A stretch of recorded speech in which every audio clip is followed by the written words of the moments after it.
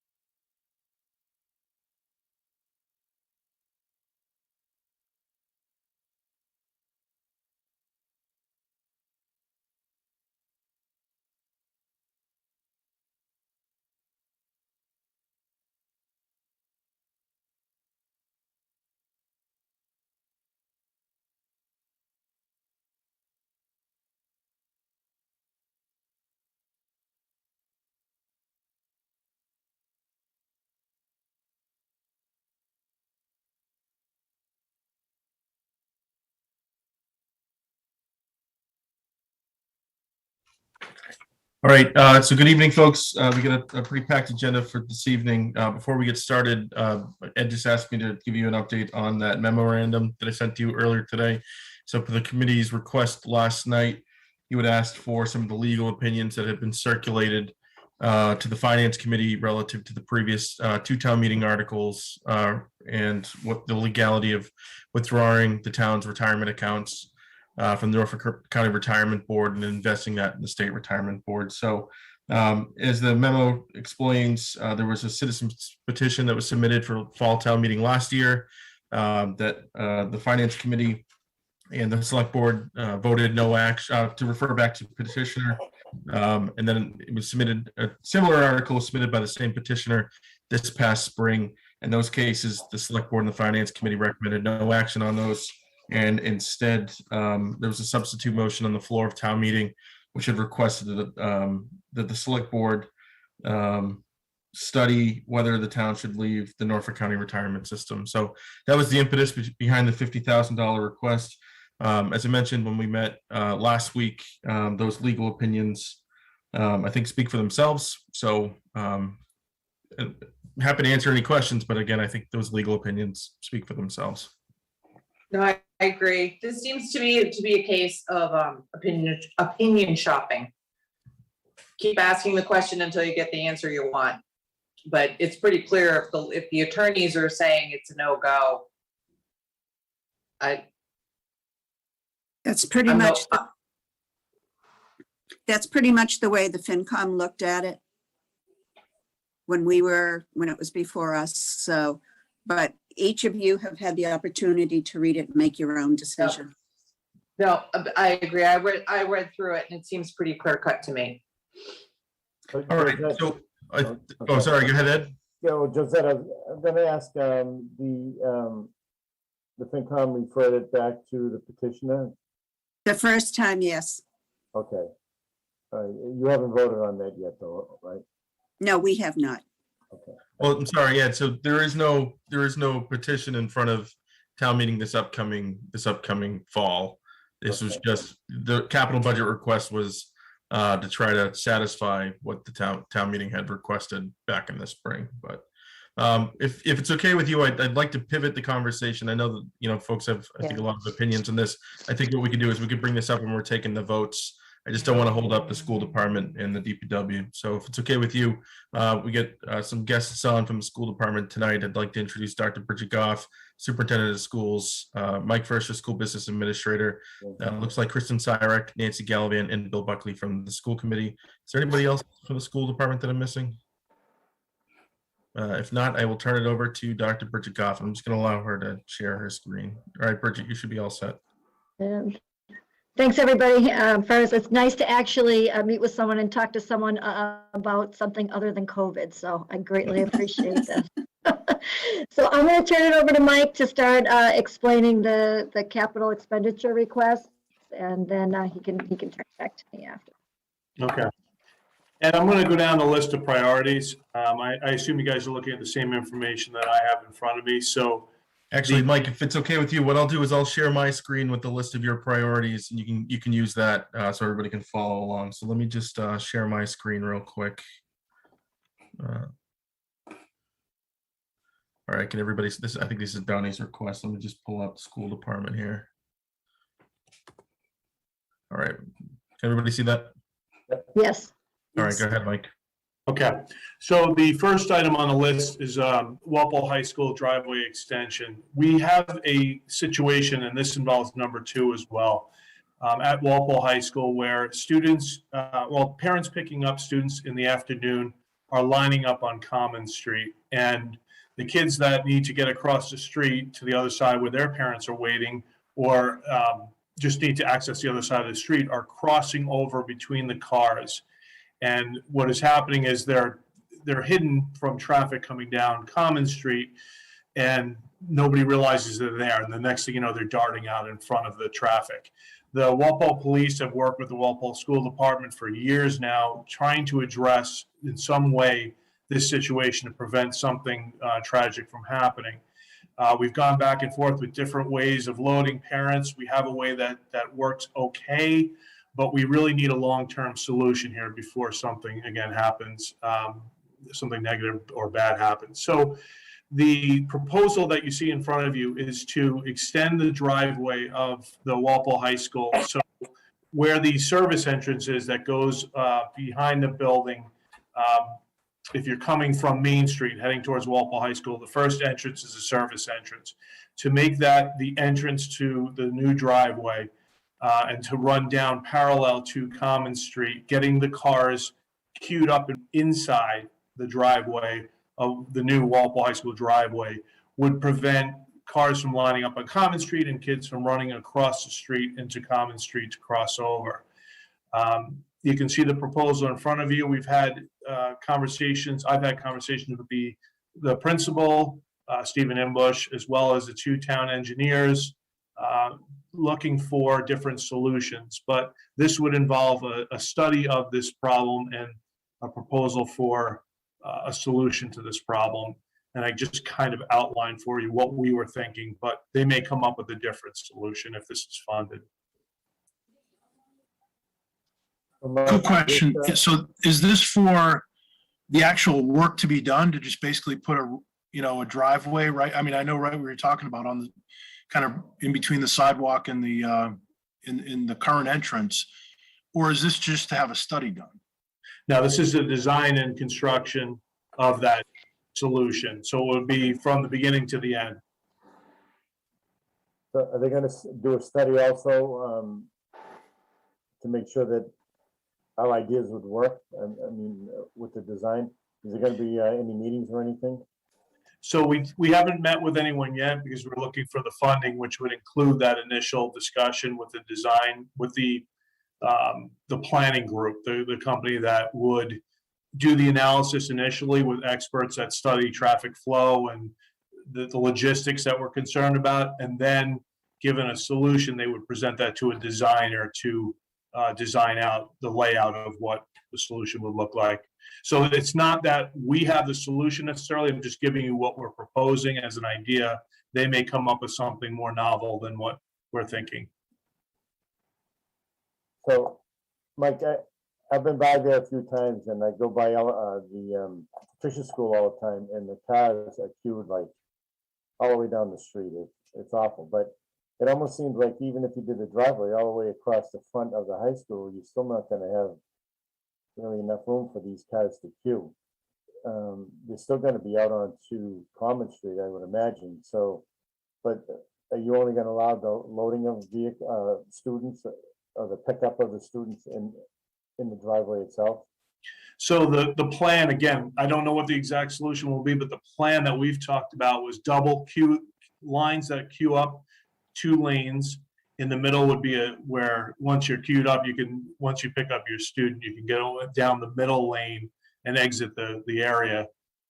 So that would allow doubling up there. There was also talk of potential parking spots. I don't know how viable that is, but it would get that interaction between parents and kids off of Common Street into the driveway area where at least the traffic is moving much slower and is much more manageable than somebody coming down Common Street at 40 miles an hour doesn't know that somebody's going to dart out in front of their car in a moment without them even seeing them.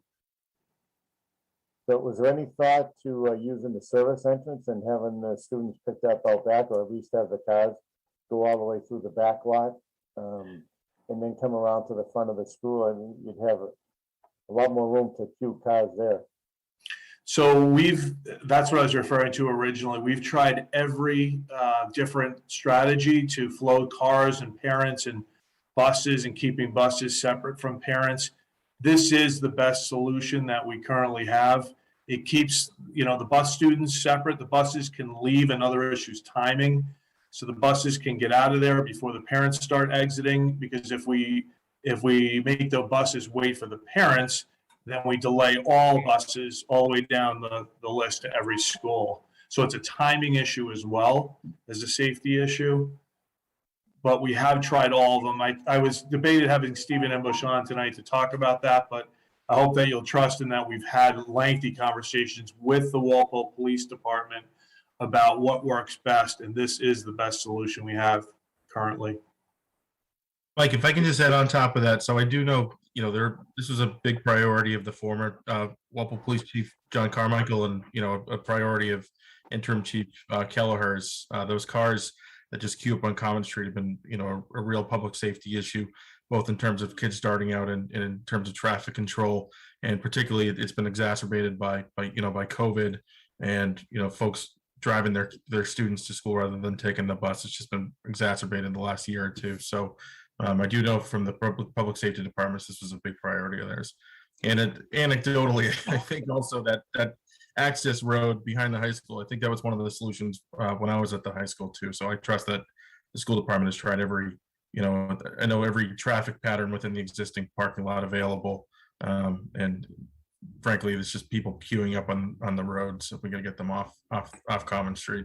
I mean, I think this will definitely help, although I don't know if it'll solve the problem. I mean, I had 4 kids go through and there's cars on Clapp Street, there's cars on, Mass Ave, there's cars beyond the service entrance backed up. So even if you had a driveway there, there'd still be cars down the street from that. But it's better than, it will help, no question, because it'll get some number of cars off of Common Street but I don't know if it necessarily solves the problem completely.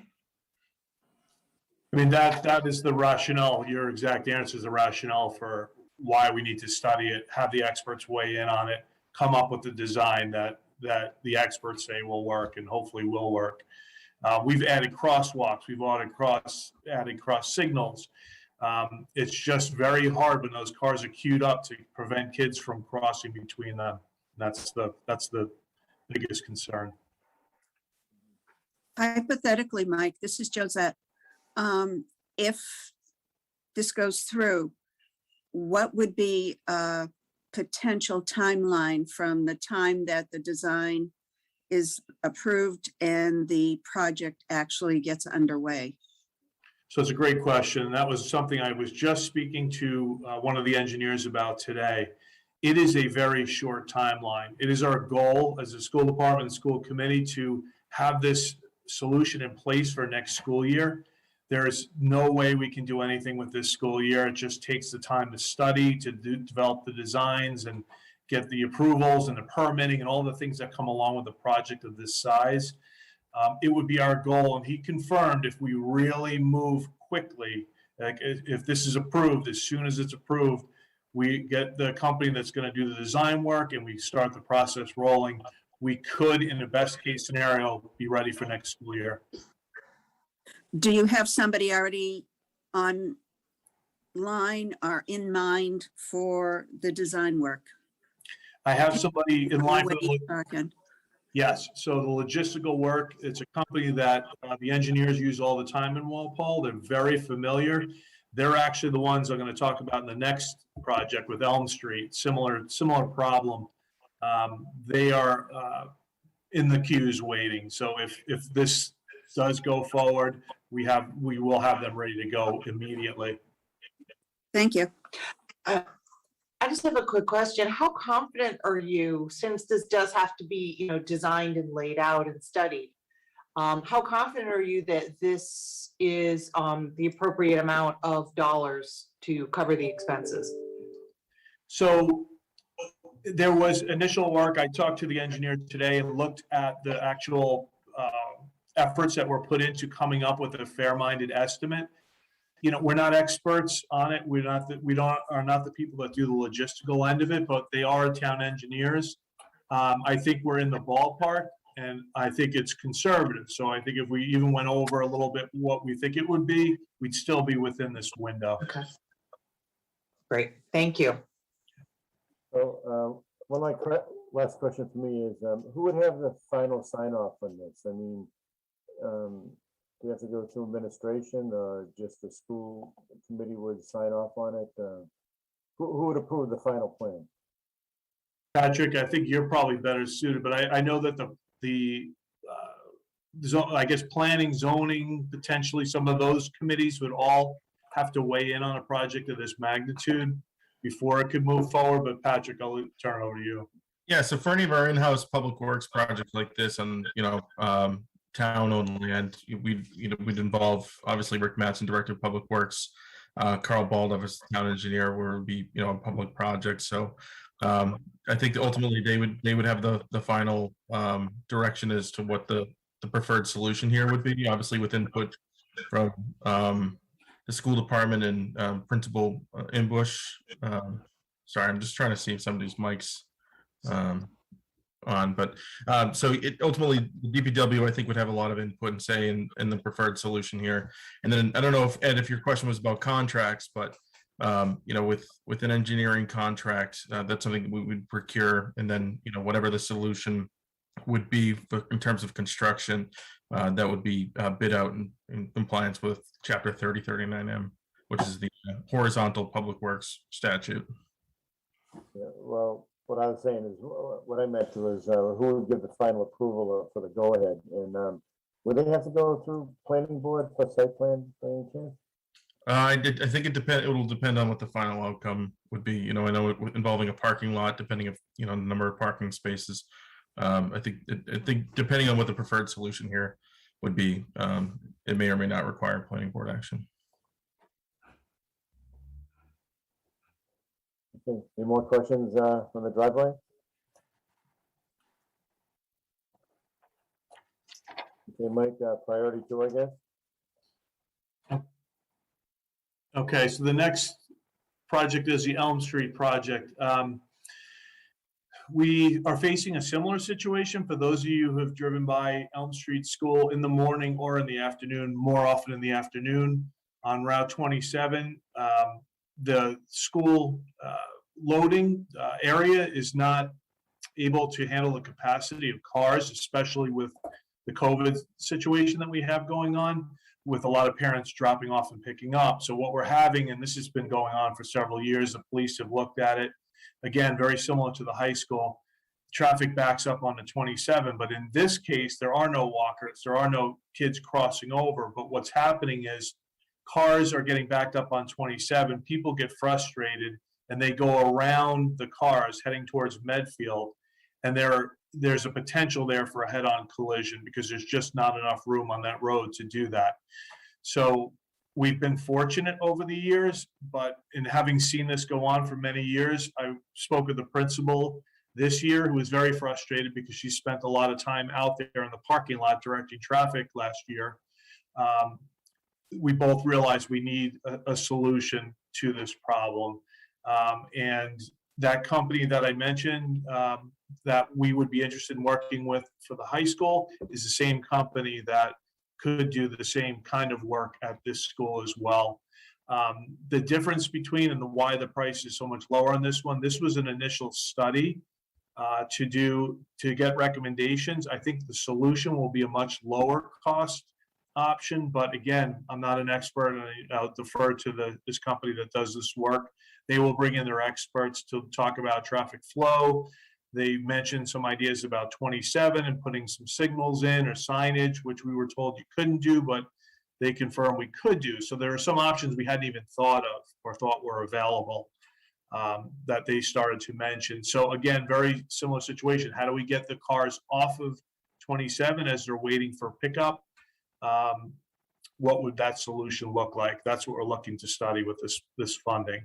It does not include the design. It does not include the build out of any infrastructure on the grounds.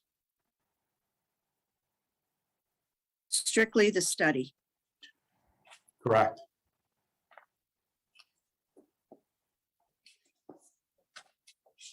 Question?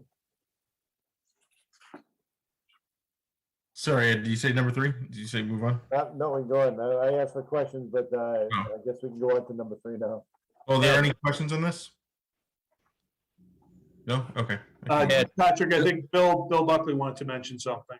Just to pile on, Ed, thanks. A few years ago, we did look at this. I know it kind of speaks to the priorities of the committee that these two safety central priorities are our top ones. But Chief Carmichael, before he left Walpole, worked with us when I was in the legislature to try to get some state help, maybe a light up there because it's a state road.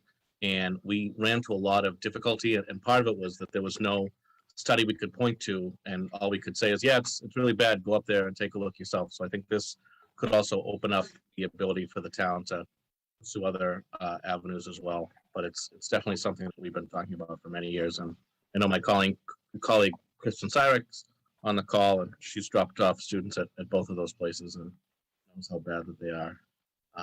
But I think this study would be incredibly helpful because you have that state road issue baked into it as well, unlike Common Street, which is just a town road. Thank you.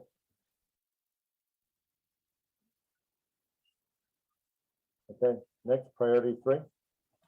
Okay, priority 3 is a funding request for $50,000 for each of the 4 elementary schools to enhance their playground structures, to improve the safety of them, to bring them up to snuff. A lot of these structures are older, have been in for 10 plus years. The only funding that has been available up to this point that we've ever asked for is from the PAC groups. They are the only ones that have supported projects on the school grounds. The structures, for anyone who's familiar with those, they're very expensive. There's a lot of liability that goes along with installing them. It's not really an option to have the DPW. If we were to purchase a piece of equipment, have the DPW do it. It's not an option given the liability that's involved with this type of equipment.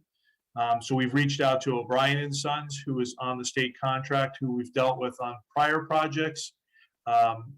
And we've asked them to design specific projects for each one of these structures at each of the 4 elementary schools, and to put proposals together that would fall within that window. Some of the PAC groups, for example, Elm Street School, I know has a very proactive group that's looking to do some work with the playground structure. They could take this funding and enhance it with their own funding. So coupling it together and coming up with something above and beyond just the 50,000. That's really up to each individual school, principal, and PAC group. But this would be a way of upgrading and improving and adding to, in some cases, playground equipment for the 4 playgrounds at the 4 elementary schools. If this were to get funded, would we be able to have equipment, say, by the spring? I hesitate to say yes, only because there's so much COVID impact on the supply chains. Yeah. And this is one of the areas where that might be impacted. I think a couple of the schools had smaller devices that they were looking to install. I think the spring would be realistic for them. But in a group like Elm Street, where they're looking to really enhance that playground, probably more summer type of project timing. Thank you.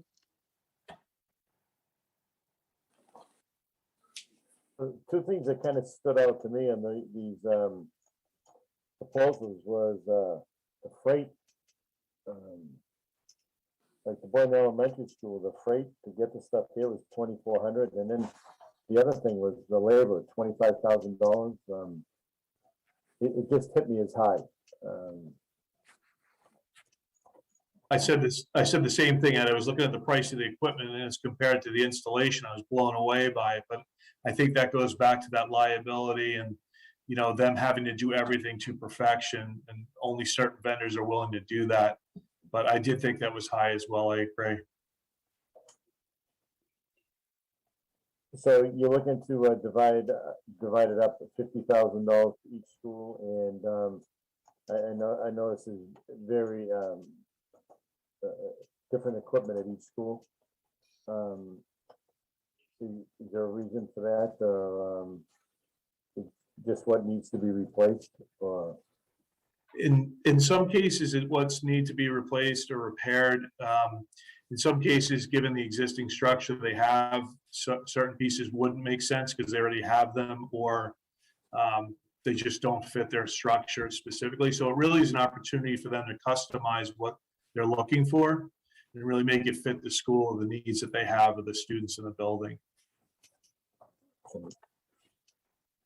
And this would be handicap accessible. ADA compliant, yeah. Right. Mike, what's the warranty on something like this? That's a good question. I know that O'Brien Son stands behind their products. We've had, I don't even want to guess. We've had issues with pieces of equipment that generally feels like it's never under warranty, but I only say that because the equipment's been out there for so long, and I can understand why it's not. I could look into that and get you an answer on that. I don't know off the top of my head. Okay, thank you.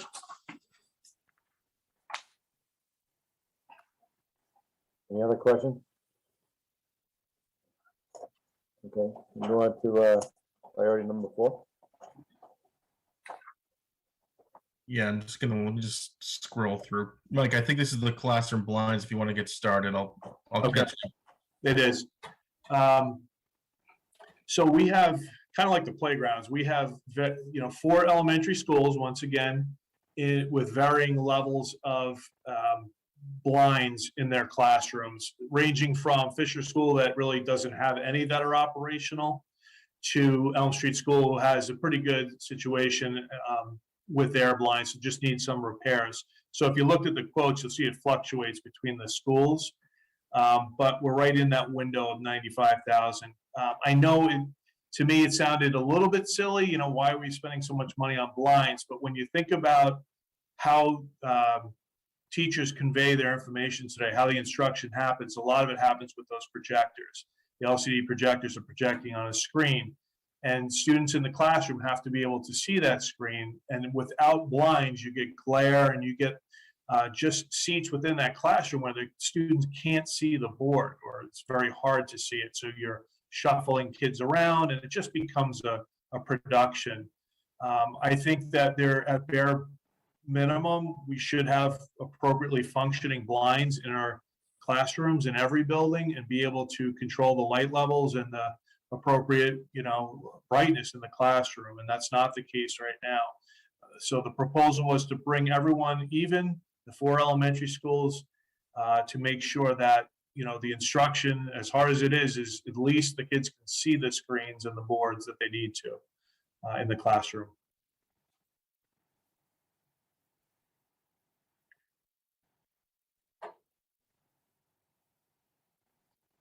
I'm glad you're finally at this point with them. It's long overdue. I think so too. I agree. Okay, any other questions? I think we're good. On to number 5. Okay. This item, like the prior one, has been on the capital list for a few years. Again, it's not a very exciting topic, but it's a necessary one, right? So all of your kids, I'm sure, have gone to lunch at an elementary school at some point and sat at a table. And again, without replacing, repairing, and actually we've done a lot of repairs on these tables, without replacing them over time, they fall into disrepair. And what happens is the custodians, in order to clean the cafeteria floors, which is a critical sanitary issue, the tables have to be folded up, moved out of the way so that the custodian can come through and do an appropriate job of cleaning the floors in the cafeterias. A lot of these tables will fold up, but they won't stay up. They come down. They're held up by bungee cords. There's poor welds on them. Kids sitting on the tables, they're old, they're not functioning as they should be. Again, it's kind of like the blinds. I mean, I know it sounds silly, but isn't it a bare minimum kind of requirement that we have properly functioning tables in our cafeterias? The proposal that you have would also give us flexibility to replace those traditional tables, the benches, with tables that fold and convert into benches. So it's like it's hard to explain, but the bench and the table in front of you is cut in half so that it can fold into a bench, and they can use them for watching performances in a cafeteria, doing presentations, working like on group projects in a cafeteria with a bigger space. They can use these tables to accommodate those needs. There's also one of the other principals would like to do round tables where the kids have a different experience. Nobody's left at the end of the table. Everyone is kind of equal and they're all looking at each other. They're all kind of placed together. It's more of a social, emotional kind of, better environment for kids to be included, to be all inclusive. And again, it gives us more flexibility for using these spaces for other means other than just eating lunch every day. Do these tables ever get stored like they do at the senior center, or do they always stay up, generally speaking? So every day they go up and down. It's kind of part of the problem. And they're pushed aside. The custodian comes through with a auto scrubber, like a machine that comes through, cleans the floors, and then they're folded back down, put in place for the next day's lunches. So every day they're up and they're down at least a few times a day. Thank you. So Mike, that's 75 tables you're looking at total? Approximately somewhere in that window. I think the average prices we were getting around $1,100-$1,200 per table. So I think we would have enough to really replace probably all of them in each of those 4 elementary schools, or keep some of the existing ones that are okay and just supplement with these better ones. Okay, and what would be that K1 surcharge, estimated material and commodity surcharge? For $2,800, almost $2,900. I'm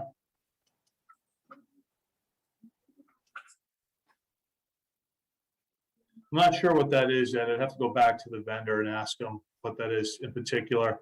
I don't know if that's an issue with materials during the pandemic that's causing a premium on these, and that's how they build in the premium. I could follow up with them and ask them what that charge is. Okay, thank you. Anything else?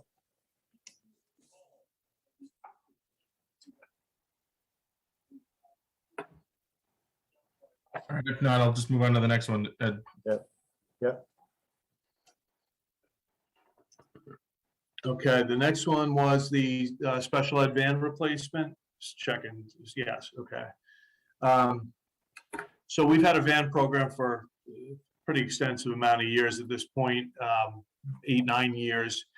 Some of our vehicles are getting older, and we're looking at replacing those. And the ones we're looking at in particular are smaller vehicles. Just to give you perspective, they're small Ford Escapes. There's 2 of them. They have 145,000 miles on them approximately. They owe us nothing. They've done a fantastic job of serving the program.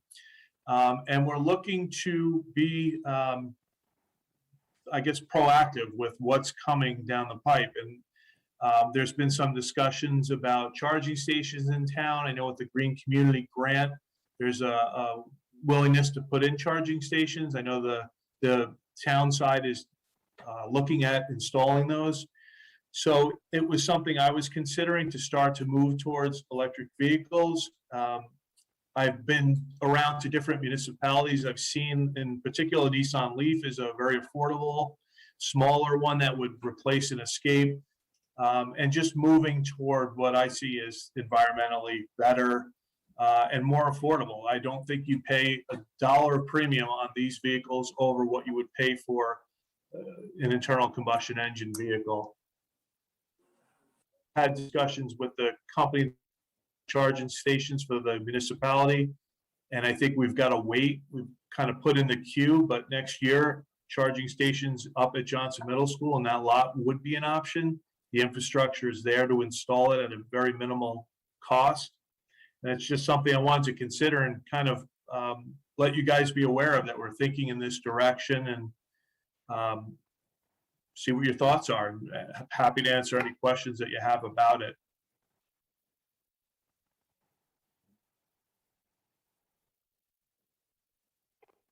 Well, the electric makes sense, I think.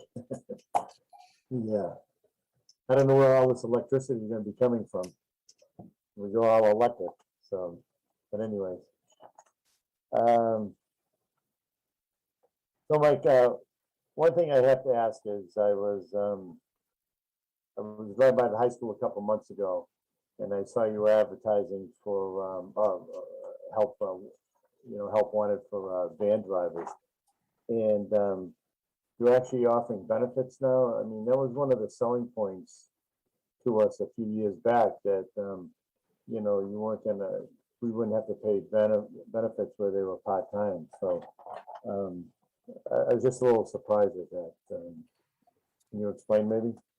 Yeah, so there were two things that were mentioned on that sign that referring to benefits. Each one of those drivers, instead of having sick time and vacation time and personal days and that structure, we followed a similar pattern to what our ESPs and some of the other staff in our departments get, and those are benefit days.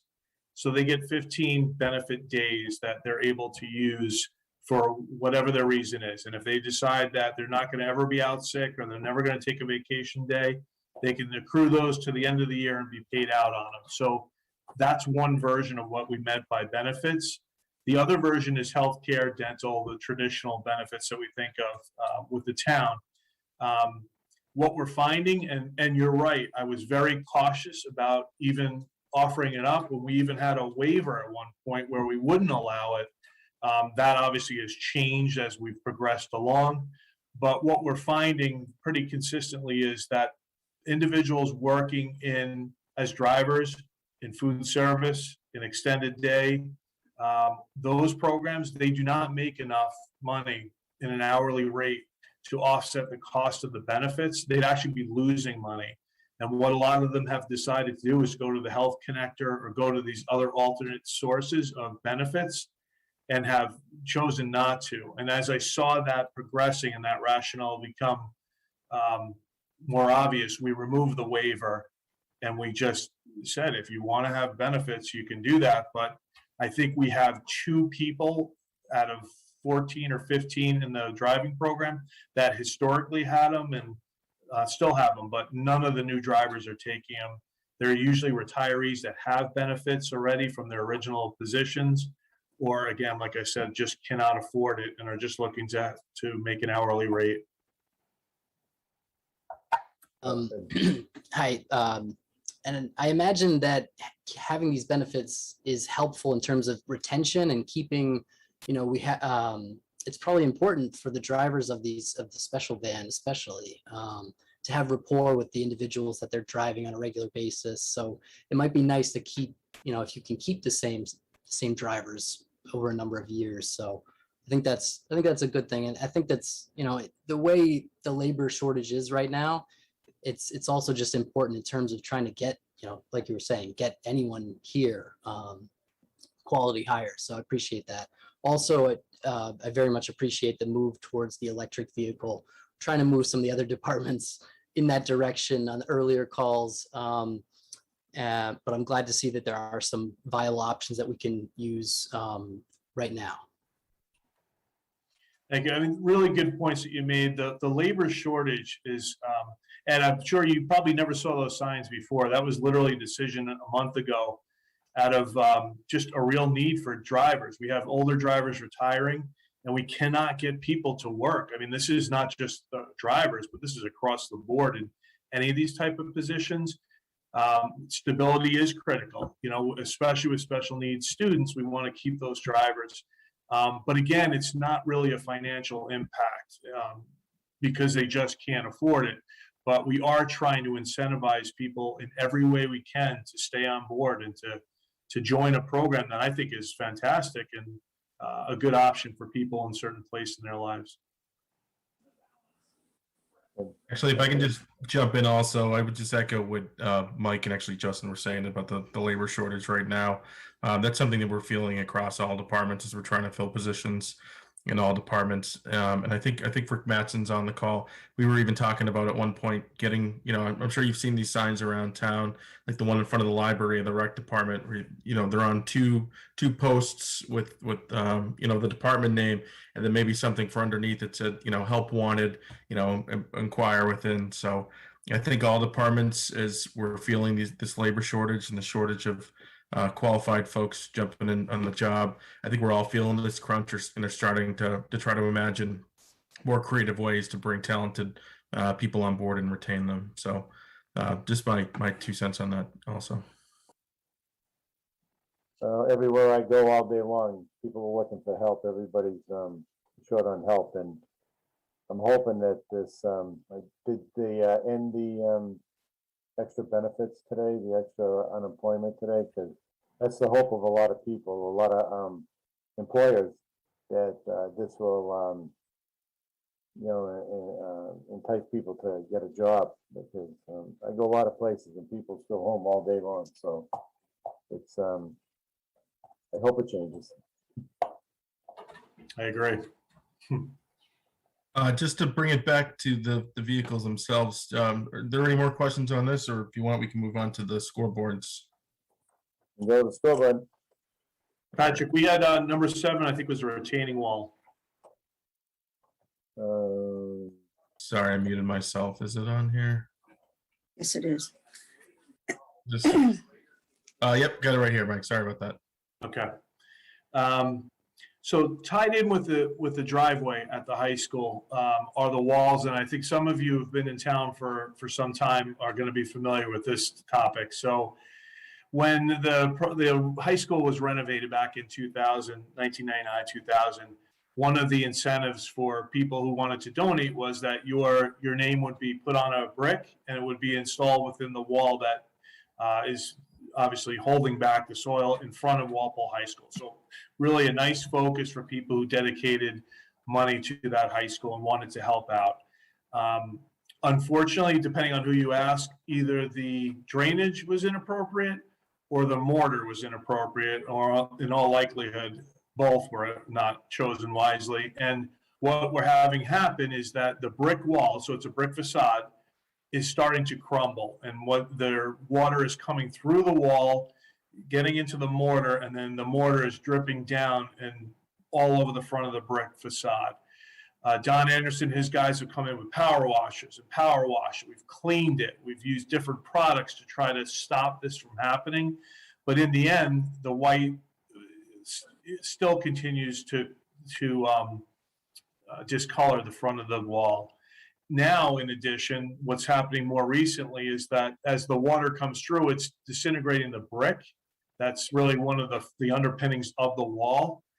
And the names of those people who donated money to the high school are breaking off and falling onto the sidewalk. And the wall is literally crumbling from the outside in. And the rubble is left on the sidewalk, and it gets cleaned up when the custodians go out to do their regular cleaning. They sweep up the pieces of brick, and and this is a situation that's gone on for years. So I think it's a very public facing. Every time somebody pulls up in their car, high school parents, you guys probably have done it yourselves. You see this wall, and it's the image of Walpole High School that I just feel we can do better with, and I think over time it's going to become a structural issue if it isn't already. I'm not an engineer, but clearly that's a problem. So along with the idea of putting that new driveway in, there would have to be retaining walls added because there's a slope in the front of the high school that's where that driveway would come across.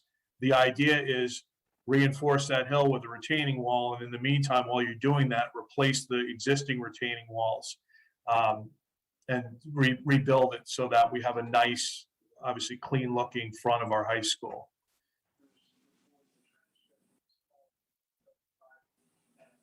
So is this just a replacement of that wall? Because it would have to be extended if the new driveway goes in, but with the new wall, would the extension be included in that $600,000 request for the driveway? And So the this would just 600, be- yes, And this would just be for the replacement of the existing wall. correct, exactly that.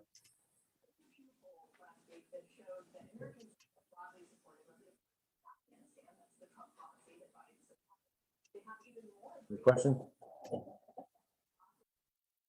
Okay, next. Makes sense.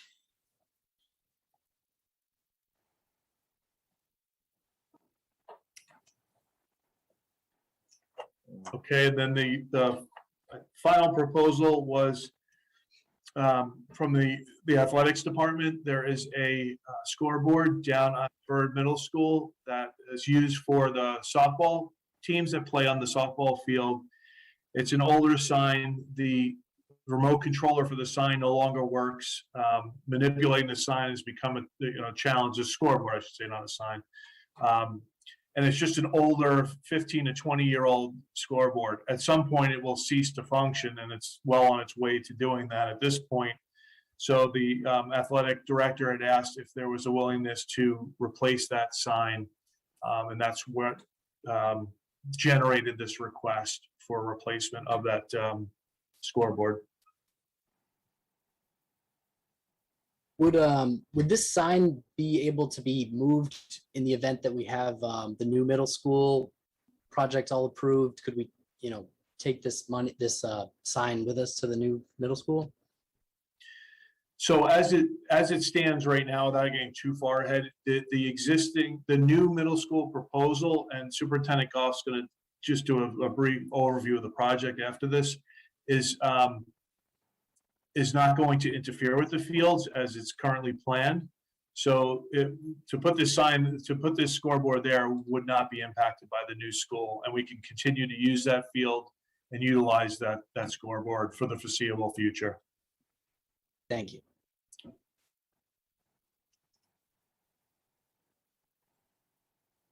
Okay, any other questions on the scoreboard? No. Not, I think, Mike, that wraps up your request of the capital budget, is that right?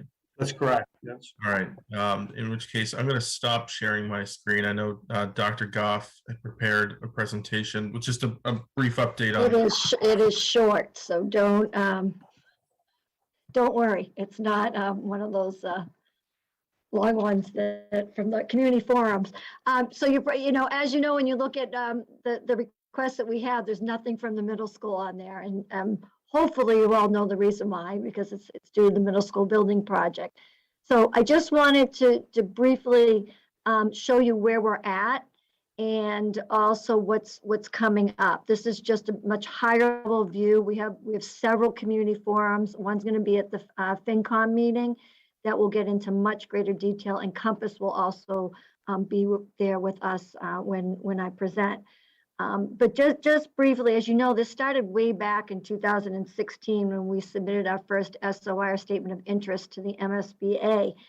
And then in 2018, the town appropriated $1.5 million for a feasibility study. And fortunately, MSBA recognized the need for both middle schools and approved a study for both enrollments. And then fortunately in 2019, we secured a feasibility study agreement with MSBA. We met that milestone. And then with this slide in 2020, we secured Compass as our project management team, and then TAPE as our designer selection, and submitted this preliminary design program, which is a really comprehensive program. It has the multi-page ed program, among other things. And then 2020, 2021, as you can see, was the schematic design process, which was submitted. The actual huge binder was submitted in July. And just recently, we went before the board, and the board unanimously approved our schematic design on August 25th. So this was all on time, by the way, and during a pandemic. So it was, I'm really impressed at all the hard work of the school building committee and everybody that's been involved in this project.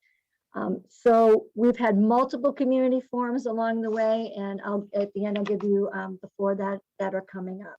So just you're able to see some of these renderings on the middle school building project. I encourage you that if you haven't had a chance to take a look at some of the images. They're quite impressive. And it's 162,193 square feet with 45 classrooms and labs. And that's just a nice overview there. And if you look, it's got the 3 floors.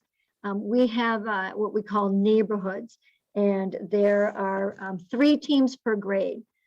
So it's really nice that we have this flexible team-based approach. We've got a very inclusive special education programs, nice equitable learning environment. We've got the science, technology, engineering, arts, and math, and some outdoor learning spaces.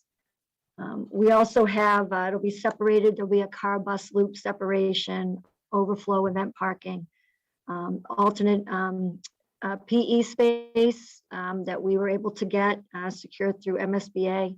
There's a centralized kitchen, which is nice, 600-seat auditorium with the stage. So that helps us include, that's for our large music and drama programs, and then also to be able to have community-based groups use it as well. So there are academic and community wings. They'll have separate entrances. So there'll actually be a separate entrance for the gym, the auditorium, and the cafeteria. It's an all-electric building, targeting 2% high efficiency incentive from MSBA. We're also targeting it's net zero ready. So the EUI is near around 25 to maximize the utility incentives. And then we have the PV ready, which is meaning it'll be solar ready if we go that way. And the estimated is 32 months from construction. So there'll be 3 phases. And the projected timeline is we would start, if all goes well, mid-late 2022. The new building will open in the fall of 2024, and the project would be complete because they get a demo the old building in 2025.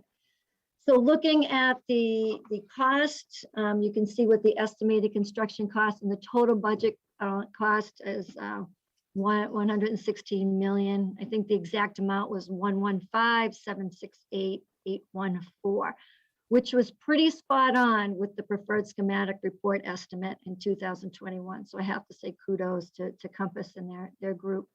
The projected town share is approximately 80 million. It's exactly 70 right now. It's 77,794,533. And I thought this was interesting. As you see, the estimated average tax impact on a household that's assessed at 556 is $438 a year. That's years at a 3.5% interest rate. But I throw these comparisons in because Westwood right now, they're right in the same line as us in terms of securing the vote. Their elementary school, they have an enrollment of 560. I believe that's the Hanlon. And their cost is $591 a year. Medfield's got an enrollment of 575. That's also an elementary school at $900 a year. And here comes Walpole with an enrollment, a middle school of 902 at $438 a year. And then finally, just some next steps in terms of the funding process. You can see that there's a scope and agreement that really memorializes it's a contract, it's not a funding agreement. And then MSBA will issue a project funding agreement. And then we just got that board approval. So the town has 120 days to secure this authorization. and to execute the scope and budget agreement, and then also our project funding agreement. And that's town meeting scheduled on the 23rd of October, and then hopefully the vote on November 2nd. And then once we have both agreements, then the town can begin submitting. We do have upcoming community forums. Again, this is just an overview, much more detail at the upcoming forums. We have Finance Committee on September 13th, and we'll get all this information out to you. We're at the Council on Aging the following week on the 22nd of September. And then right after that, we go to Johnson Middle School, a forum on 9/28, and then at Bird Middle School on 10/19. So it will be a busy month. And I believe what we're going to do is offer tours as well at Bird Middle School for people, and Johnson as well. Need it, who would like it.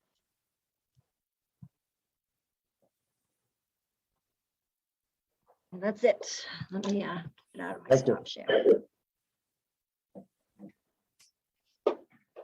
Okay, thanks, Dr. Goff. If there's no other questions for the school department, I can turn things over to Don Anderson and Rick Mattson from Building Maintenance and DPW. Any last minute questions for the school department?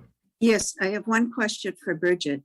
What she just went over as far as what the other towns' projection is that going to be part of the information coming forward at the forthcoming meetings?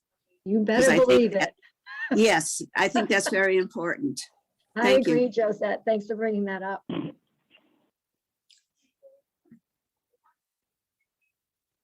All right, so thank you, Dr. Goff and the school department, members of the school committee. At this point, I'll turn things over to Superintendent of Building Maintenance, Don Anderson, and DPW Director, Rick Mattson. Yeah, good evening. This is Don, Building Maintenance. I just want to say, I had asked Mike if I could go first. I'm kind of upset he wouldn't let me. So let me start off with my first request, which is Blackburn Hall improvements. What we're trying to do with this is, right now there's a slate roof, and the slate has started to deteriorate to the point where pieces are falling off. So what I'd like to do is replace that with a metal roof. And while we're working on this, I would also like to add air conditioning to the upper gym. Yes. For the activities that are there, as well as for all the voting that goes on in that precinct now. So that's what I'm looking for funding for.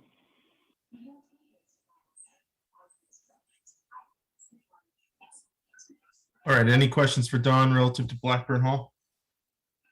Nope. All right. What type of AC were you gonna put in that? I'm sorry. What kind of what? What type of air conditioning were you gonna put in? Was that? So we've been having some very good luck putting in the new mini splits. Yeah. So that's what I'm recommending for in here. We'll go with when you buy the mini splits now, you get the heat and air conditioning. So I'm looking forward to setting that up and using it as a heating system as well. And then the original equipment, the original boilers will just be for supplemental if need be. John, this is Josette. Will the 3 fans inside of Blackburn also be fixed? Yes. Thank you.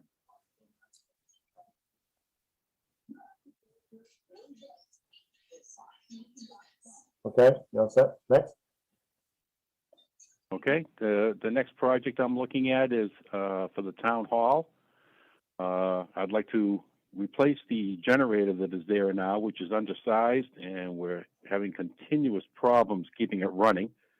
So rather than just replacing it with what's there, I'd like to replace it with a generator that's adequate to do the whole town hall, not just partial town hall. Right now it only does the lower level, and I'd like to incorporate the whole town hall. And at the same time, there's a lot of electrical panel down in the basement that, because of dampness and occasional flooding, is in very bad shape. So I want to upgrade the electrical service and add a generator that does the whole building.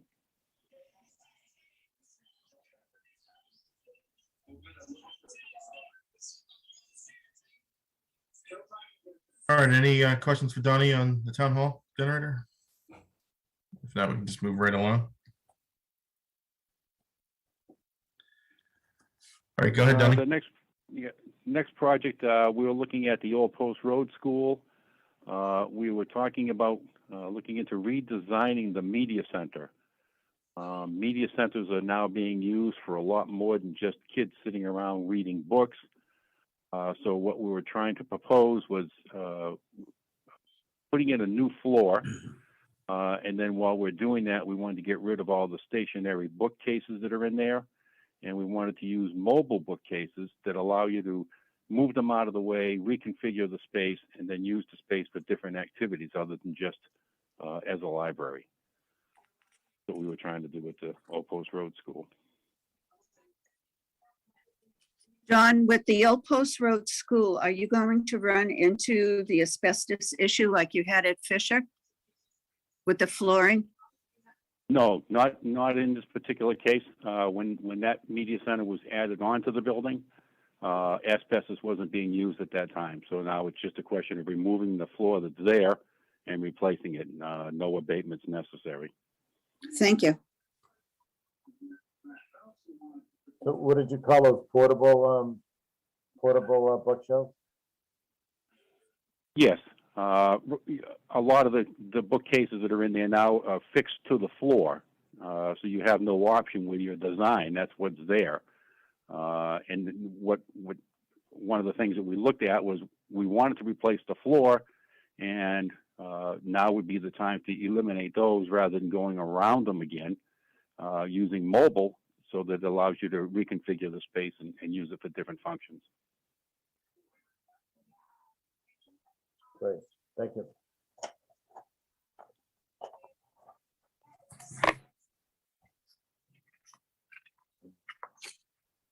This next one is the high school. We've been working on different stages of roof replacements at the high school. This section here is the rear side of the high school. It's the language wing now. It's asphalt shingle, and it's very well aged, so we're doing patchwork right now. I was looking for the money to start replacing it and go with new shingles.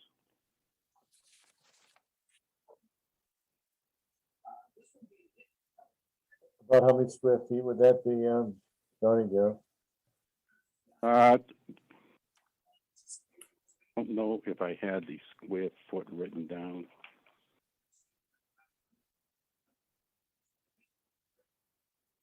Did you go by square or square foot?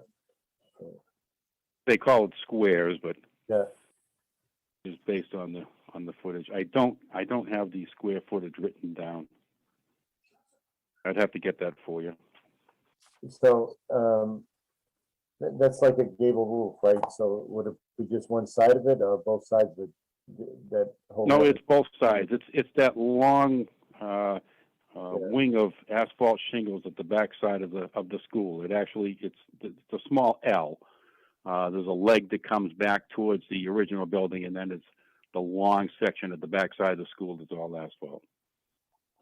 Okay, Unfortunately, they measured it out and gave me the estimate, but I never wrote down what the footage was. I just wrote down what it was going to cost to do the work.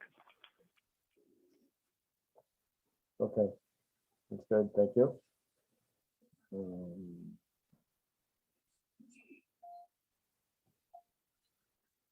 This is just equipment emergency repairs. This is something that I ask for on occasion. It allows me to keep some money free. So if we have a major appliance breakdown, such as an air conditioning or a generator or a boiler, this just gives me some backup funding so that we can do emergency repairs on some equipment without it affecting my operating budget.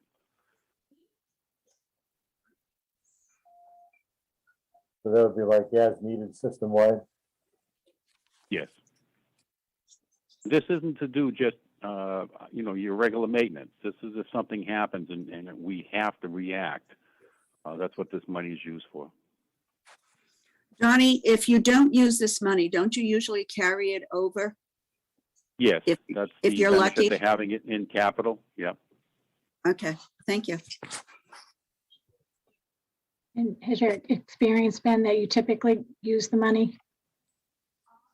No, there are occasions when that money has waited for us until something has happened. But unlike my regular budget, your yearly budget, if you don't spend it, you return it. Yep. But this allows me to hang on to it so that if something happens, I have it the following year as well.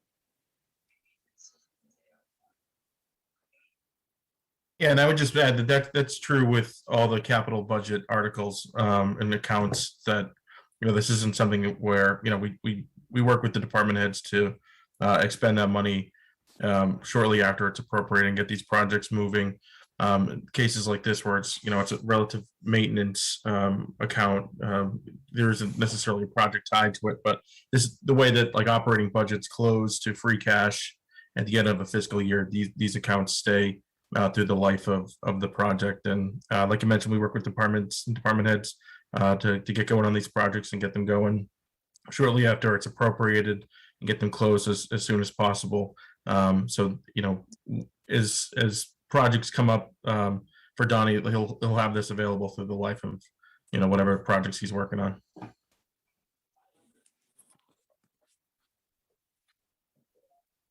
All right, Donnie, you want to go into the next one? Yep. So the next one, what we're looking at here is, this is for the old town hall. What we're looking at is the main bell tower and clock tower. We want to remove all the unused antennas that are hanging on that now. And I'd like to get that all reinforced and repainted. It's showing its age right now, and I want to get it taken care of. And then with anything that's left over, I want to move to the inside of the building. We've had tours going into the building where we're trying to find somebody that shows some interest in using the building for something. And right now, it's just not very pleasing to go through there. So my intent is to remove the old dispatch area with the raised floor and the steel plate wall and everything that's sitting right in your way as you walk in. And then I'd like to go into the old booking room area and remove all that equipment that's in there that serves no purpose. And I would just like to get it so that it's a little bit more presentable so that when people do walk in there, maybe they'd have a different vision on a possibility for reusing the building. So you're staging the building? Yes. So, But I so won't be the, hanging any curtains. so the recommendation is for 130,000 on this one, not the 285. How much of this work can you get done with 130? So I can definitely get the bell tower done. When I had originally proposed this, I had asked for, I was looking at the bell tower. I wanted to get the weather vane rebuilt. I wanted to get some new hands made for the clock. They're in kind of rough shape. And my intent was to just bring in a contracting company to just go in and demo as much of the interior as possible. With this lack of funding, I will concentrate on the bell tower because I do want to make sure that that's maintained. I want to get it painted and taken care of. And then the rest of it, what I can't do will wait. But in the meantime, I'll have my guys go in and we'll start doing as much of the demolition as we can. I didn't want to tie up my crew for a ridiculous amount of time working on a project like that when we have other problems going on in other buildings. But we will start picking away at it and doing what we can. What's in there now? Like what's in the old town hall? It's been years since I've been in there. So right now, basically, go ahead. Go ahead, Patrick. I was gonna say, I'll jump in here. Essentially right now, since the police department has moved out, the emergency management department and CERT, which is the community emergency response team, they've been using the building primarily for their offices. They've got their communications equipment there. They've been using the offices for trainings and whenever they get together for their meetings. I know that the town appointed John Lightbody as the new emergency management administrator, I think about 2 weeks ago. John's actually down in Louisiana now responding to hurricane that's come through this past week, and Jeff Martin, who's a very dedicated volunteer. So the two of them, they run a pretty efficient operation out of the old town hall. I will update you in the meantime that earlier this year, the Executive Office of Housing and Economic Development published these community one-stop grants. So we ended up submitting a grant for $500,000 for essentially a feasibility study or a programming study to figure out what options the town has available in terms of reusing this building. We put it out on RFP a few times within the last few years since the police department have moved to a new police station. Essentially what we were looking for really, the most advantageous use of the building. So, I know that there's some interest in some other towns for these historic buildings, maybe something like a brewery, maybe there would be office space. We've got the municipal parking lot behind the old town hall. So we put out these RFPs. We met with a few breweries that may be interested. And then when the deadline comes, nobody submits something. So we had a few promising leads right before COVID started, and then once COVID hit, I understand their lack of interest in investing in real estate. So we'll find out this fall if we're awarded the grant for that purpose. I will say we did meet with the Undersecretary for Economic Development and also the Secretary at the time, Jay Ash.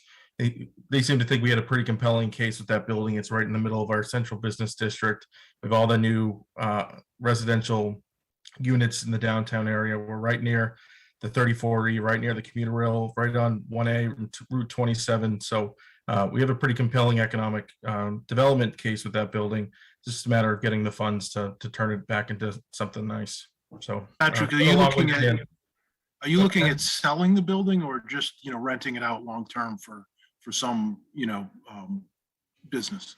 I don't think there's an appetite to sell the building right now. An old town hall reuse committee a couple of years ago studied it for about 2 years. They came back around with, let's keep the building and lease it out. And I don't think there's an appetite publicly to sell that building.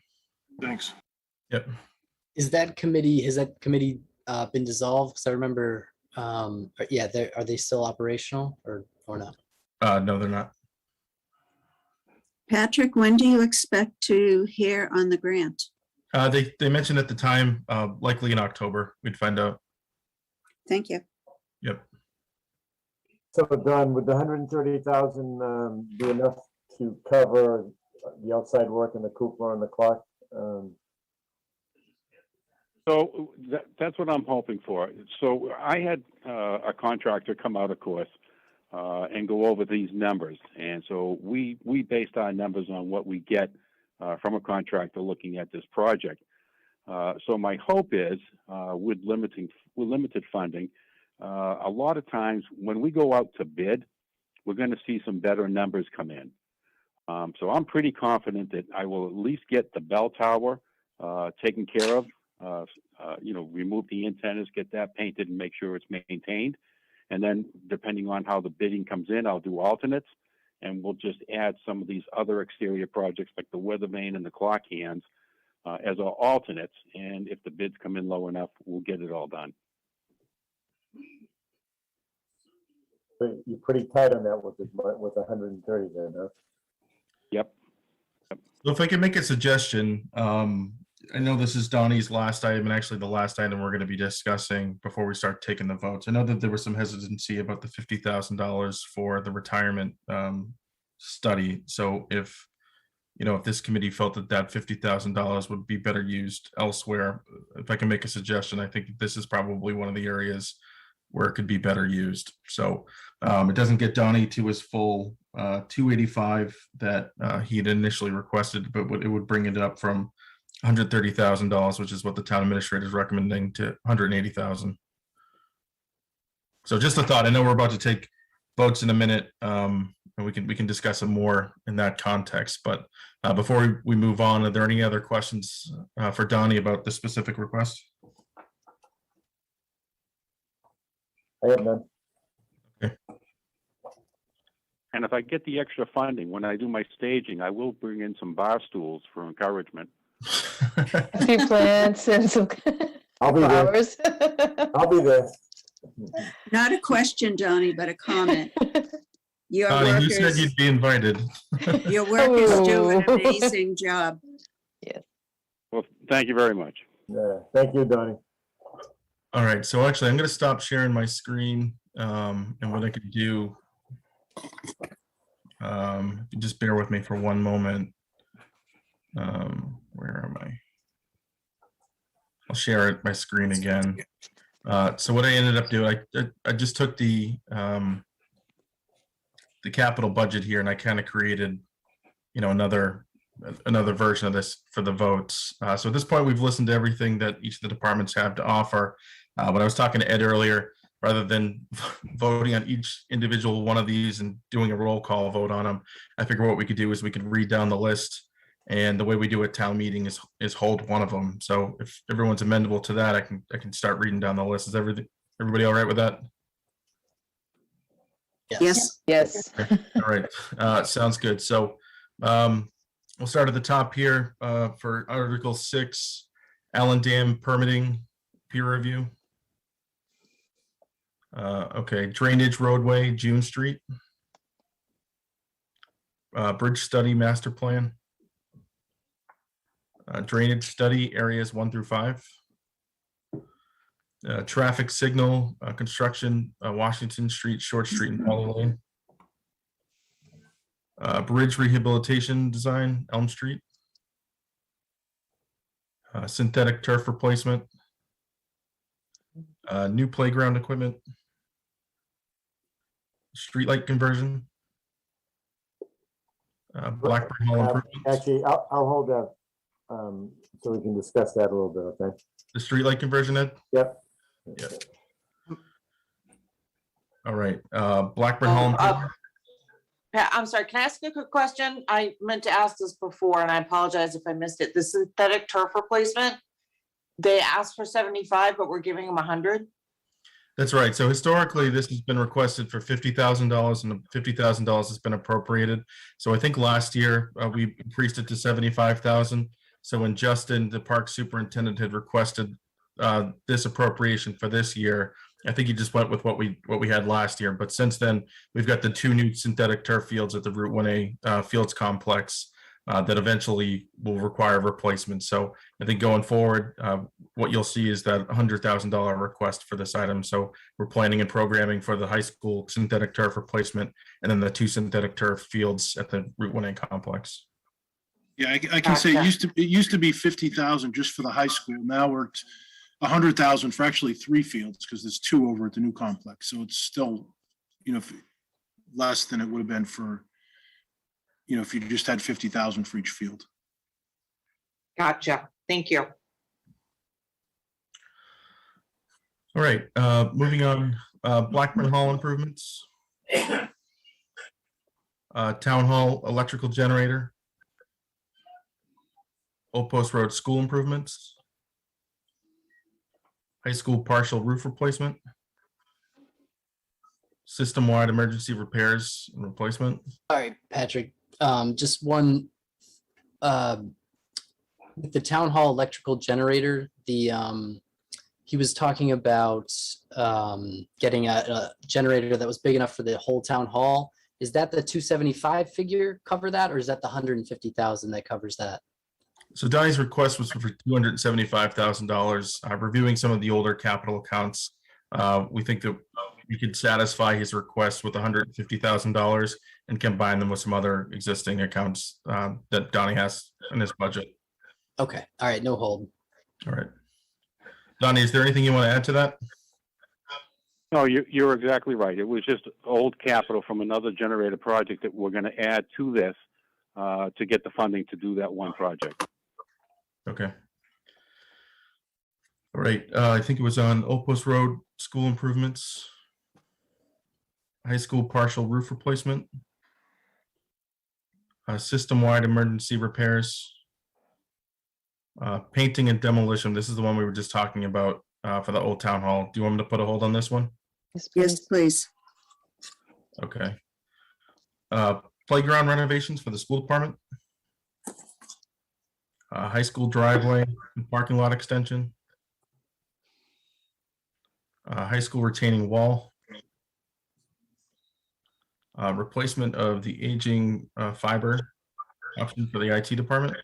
No hold, but I'm pretty sure that's supposed to be fiber optic instead of fiber option. Not sure if that matters at all, but there we go. Here, I'll replace it now and I'll just check with them before this goes to the finance committee. I got my caps lock on here. Thanks, Justin. Do a spell check. There's a couple others. Yeah, I noticed those. Usually, construction here, it doesn't stick out in Microsoft Excel. So thanks, Cheryl. Okay, moving on. Base circuit trail downtown identification. Public parking signage. So that leaves everything for Article 6. Why don't we keep going? Because I know that the retirement assessment's tied into this one here. So retirement assessment study. Hold. Hold. Okay, the National League of Cities Real Equity and Diversity Training. You hold that one? Yep. Enclosed landscape trailer.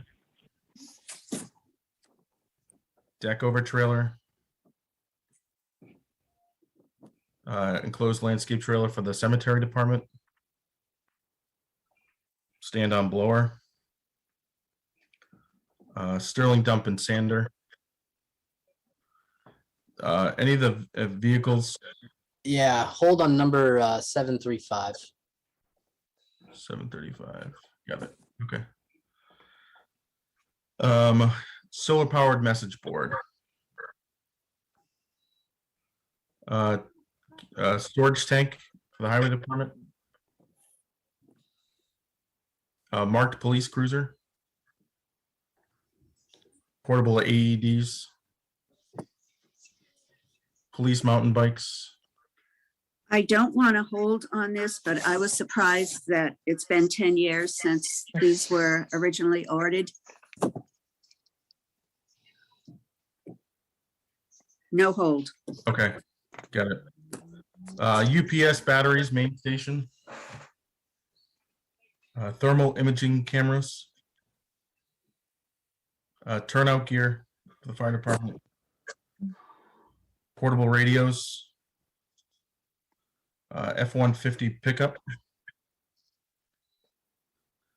Classroom blinds repair and replacement. A cafeteria table replacement. Special education van replacement. You hold on that? Yeah, who put the hold on that? Is that you, Scott? That's me, Scott. Yep. Bird Middle School scoreboards. Traffic study on Route 27. Pool sanitation system replacement. Recreation Department strategic plan and feasibility study. 300th anniversary committee expenses. Munis software upgrade. Down to Article 8, culvert repair on Gould Street. Guardrail replacement at various locations. Hot fiber crack sealing. This is the Chapter 90 program of the state for $771,099. All right, moving on. Article 9, resurface various roadways, sidewalks, and parking lots. These are the borrowing articles. Replace fire engines. Article 10, Phase 2 SCADA upgrade. Meter system components. H.E. Willis compressor.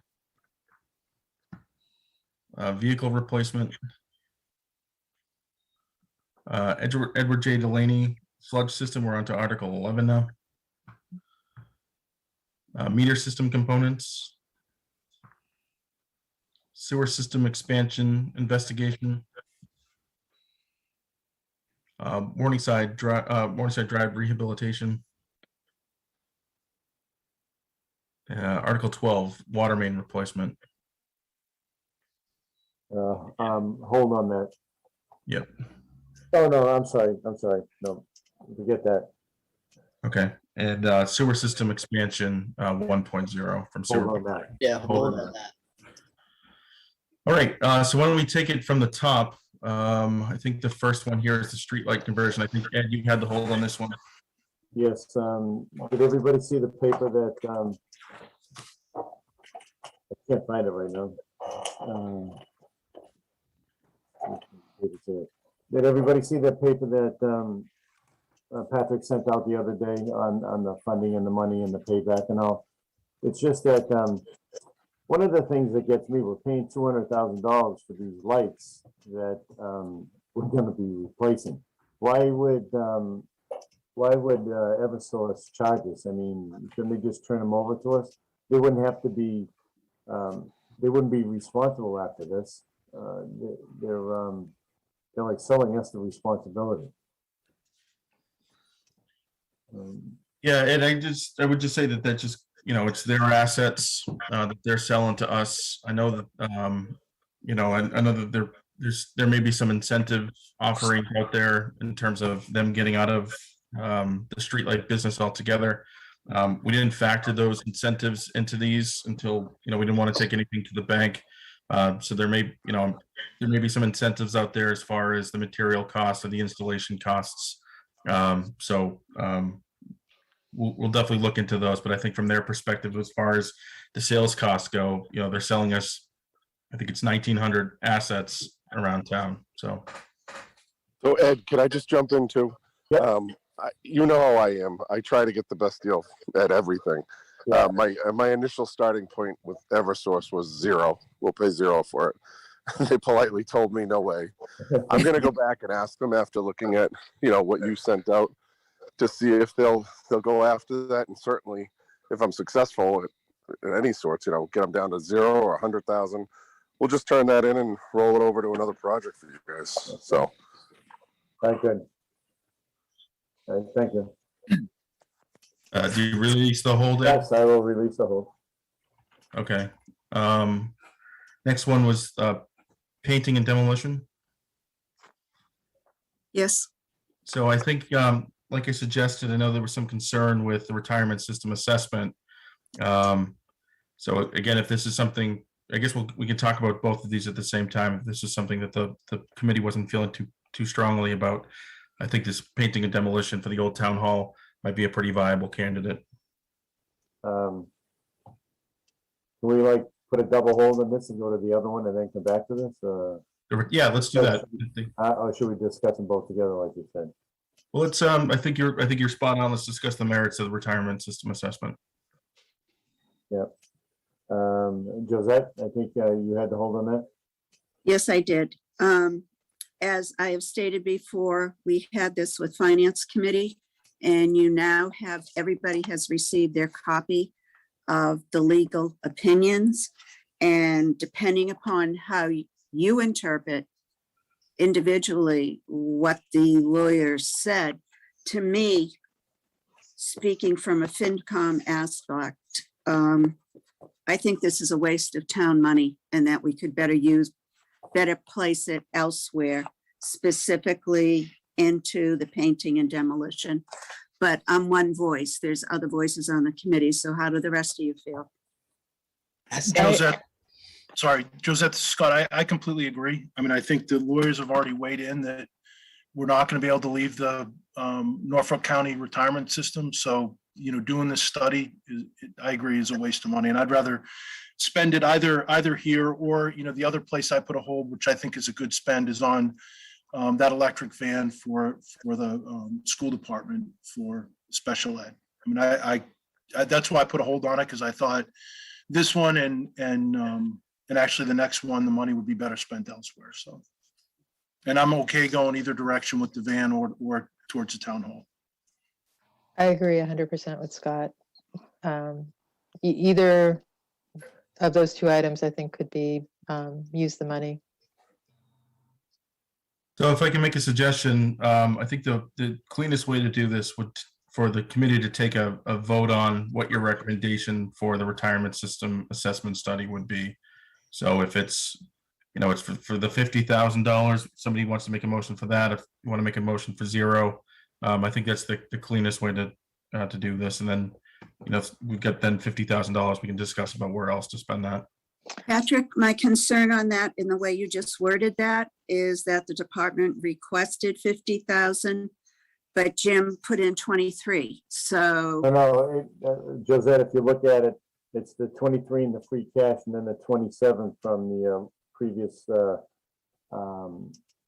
capital projects. So it does total the 50,000. okay, excuse me. Okay. So my thought was, I didn't know if, well, we can discuss it, but I'm gonna make the motion for $0 for the retirement system assessment. Second. Second. A lot of seconds there. In agreement. Yeah. All right, Ed, can we do a roll call vote on that? Yes. So if there's no more discussion, I think it was both that enough, but a roll call vote, Josette, Yes, Cheryl? The yes is that it's $0, right? Yes. correct. Yes. Then yes. I'm a yes. You there, Scott? Yes. Oh, okay. Noreen? Yeah, I'm a yes. Right. And Leah, you still there? I don't see you. Yep. on the, Yep, I'm here and I'm a yes. Whoop. And Justin? Yes. Okay. So I have that 7-0 vote. Yeah, Ed, did you vote? You're a yes? Oh, and yes, and I'm a yes here. Okay, all right. Okay, so that'll be 7-0 for $0. On the Okay. retirement system assessment study. Okay. All right, so do you want to come back to painting and demolition, or do you want to just keep going down the list? Yeah, I mean, think the next one, the next one, it's kind of, I feel the same way, that money's spent better elsewhere. I think I'd rather see that money spent, on either the town hall or the, the van for the high school. Right. I So, respectfully, the van on the height. Oh, I'm sorry, go ahead. well, Justin, respectfully, I honestly think that there is no item on this entire budget that is has a better return on investment dollar for dollar than that 15,000 on this type of training. It's something that our town sorely needs. We can go back to the Rebel name change and a lot of the issues that we've had. And this is a very small amount in terms of, I think it has a really high return on investment for our town. So I would speak in the strongest possible terms in favor of that training.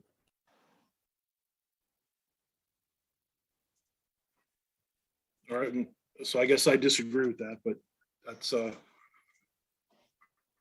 I'm confused. I Yeah, thought me too. we're, yeah. okay. I thought we were doing the difference of the money, the 50,000 for the retirement assessment into the Right. painting and demolition. So, I don't think, Justin, did you have a hold on that? I didn't, Oh, I think Scott had the hold on this one. oh, no, excuse me. I mean, all right, what I think we should do is go down the rest of the list and leave, Leave the money free leave the till painting till and the end. demolition open until we go through the rest and see what else we might have a priority for, right? So, after the retirement study, the next hold was on the Ford Ranger by, No, Ed, there was a hold on the National League of Cities Equity and Diversity Training. So I think let's start with that one first. And, if there's some disagreement, maybe we take a vote on what the committee's recommendation is on this one. how come I didn't write that one? I'm sorry, I missed that one. No, it's, I got it highlighted on the screen, Ed. Okay. That makes sense. So Justin, you had a hold on that? Scott did, I had a hold Oh, on that. Scott, I'm sorry, okay. Yeah, I just felt that money could be better spent elsewhere, that's all. That was The my hold. 15,000? Yes. I'm mixed on it. I think everybody has to be educated, and I was involved in one, and I had a coworker that was involved in another one, and it just seemed very one-sided. I think everybody has to open their eyes to different views, and it wasn't a pleasant experience I had in the one we had. So, but anyways, I'm in favor of the 15,000 to get a start and see where that leads us. So.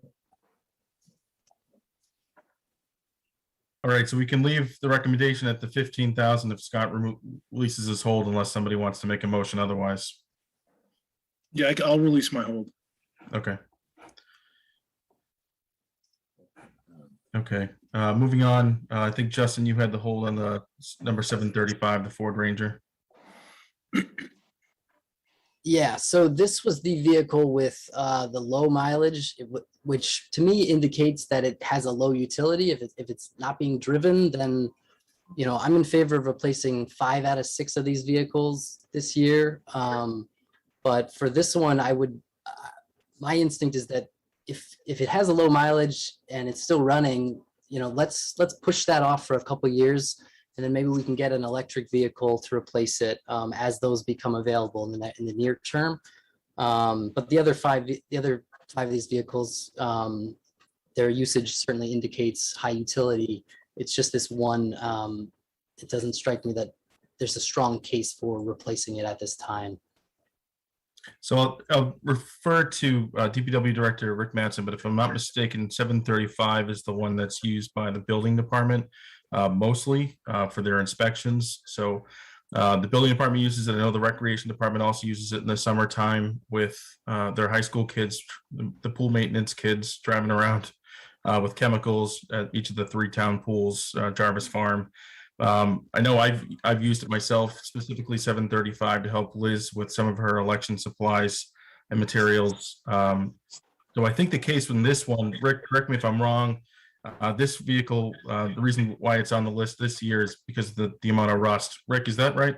That's correct. The frames in both of these Ford Rangers are in disrepair, and there's going to come a point in time where they will not pass inspection. Regardless of the mileage, it's the frame issue. Correct me if I'm wrong, but were all of these vehicles for communal use? That's how it was described the first time, that, like, you know, if these other, for these ad hoc things, they could borrow one of these other cars, or is that not the case? No, that's correct. Both of these vehicles, 735 and 738, are communal vehicles used by multiple departments. But I would just add on top of that, that just because they're communal, they're not, you know, sitting in the parking lot at town hall either. So I know 738 is usually the vehicle that the recreation director uses. I mentioned it the last time. 738 is the one I use when we've got a weather event, whether it's snow and ice operations or you know, a rainstorm or hurricane coming through town. So the recreation director typically uses 738. When he's making the rounds each of the summer camps or the fields. So I just wanted to give the disclaimer, they're communal, but also they serve specific purposes and functions, and they're not just sitting in the parking lot at town hall. All right, well, I'll just release my hold then. Okay. I probably shouldn't say this, but I'm going to. Justin, you're new to this board, so you don't have a lot of the information of the supervisors that are behind this. In this particular case, Tom is a supervisor, and he never puts forth something indiscriminately. He will push everything to the nth degree as long as he can patch it. And there comes a point when you run out of Band-Aids. And for him to recommend this, I would put my faith in him that, especially when we have young people, as Patrick said, that are driving these and with chemicals in it.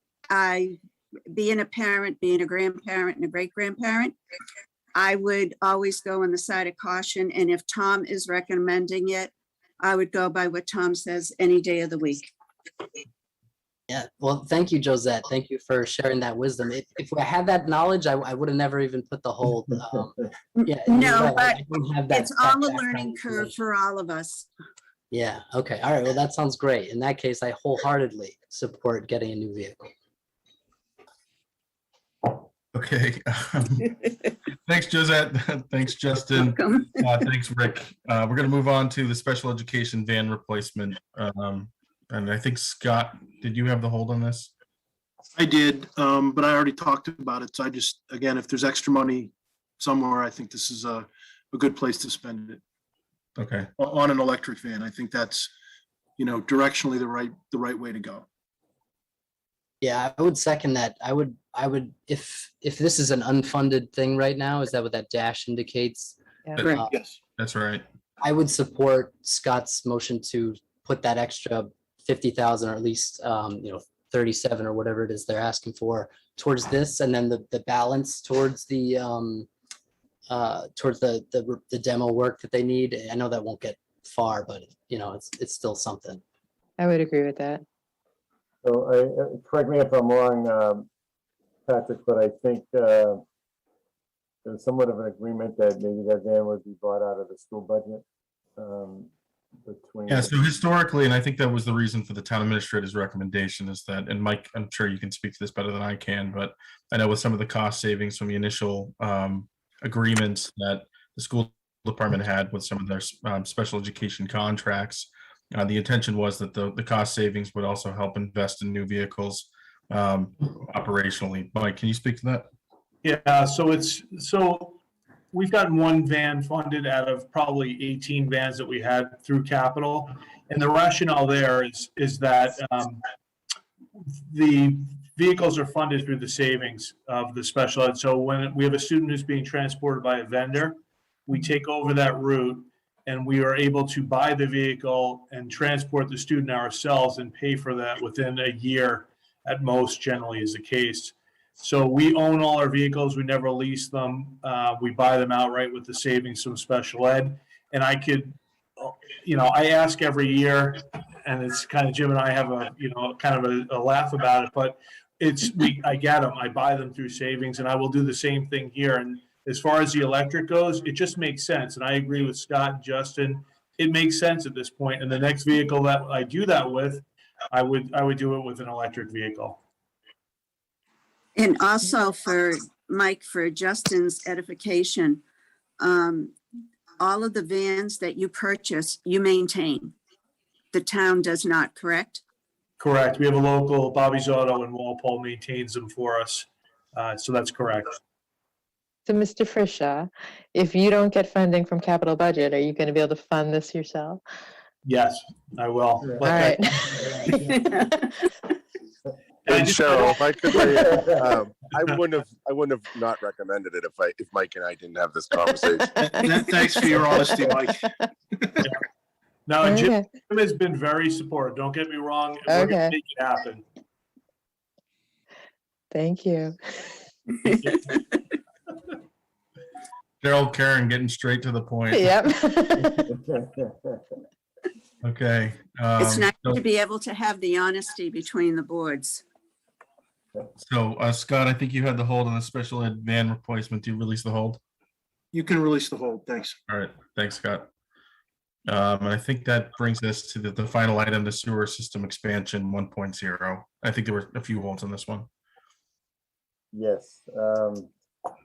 What was it for 7 to 10 houses and what are they? Just the houses on Main Street beyond Bullard Street, and there really isn't a need for it right now. And I think Rick said that if they were to charge a betterment to each resident, it was going to be close to $100,000, and we don't know if they'd ever be tying up. Could that even be gravity down there, where it goes downhill towards Norwood? I don't even think that could be a gravity drain. It might have to be a pump. I'm not sure. Sure. So I'll turn this over to Sewer and Water Superintendent Scott Gustafson and DPW Director Rick Manson. Both of these sections of pipe would be gravity. There'd be no pump involved in either one of them. You're absolutely right in that it would be very difficult for the commission to establish and assess a betterment for these properties only because of ultimately what it would cost. Again, this was brought forward. Both of these segments of pipe were identified in the sewer master plan update that was done by Weston and Sampson in 2019. We moved them to the top of the priority list only because of the construction on Route 1A. Had that construction on Route 1A not occurred, and had the town not taken ownership of the road once the construction is completed, we probably most likely would not have brought these improvement requests forward at this time. Has there been a history of septic problems in that area? Not that I'm aware of. Scott, do you know of any? No, nothing comes to mind for that. No problems.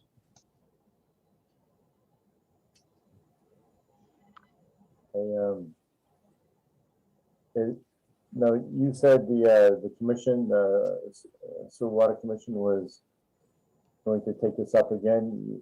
It's still not etched in stone that they want to go forward with it? Correct me if I'm wrong, Scott, but I believe the Sewer and Water Commission voted favorably to move forward with this request. Yes, they did. At their last meeting.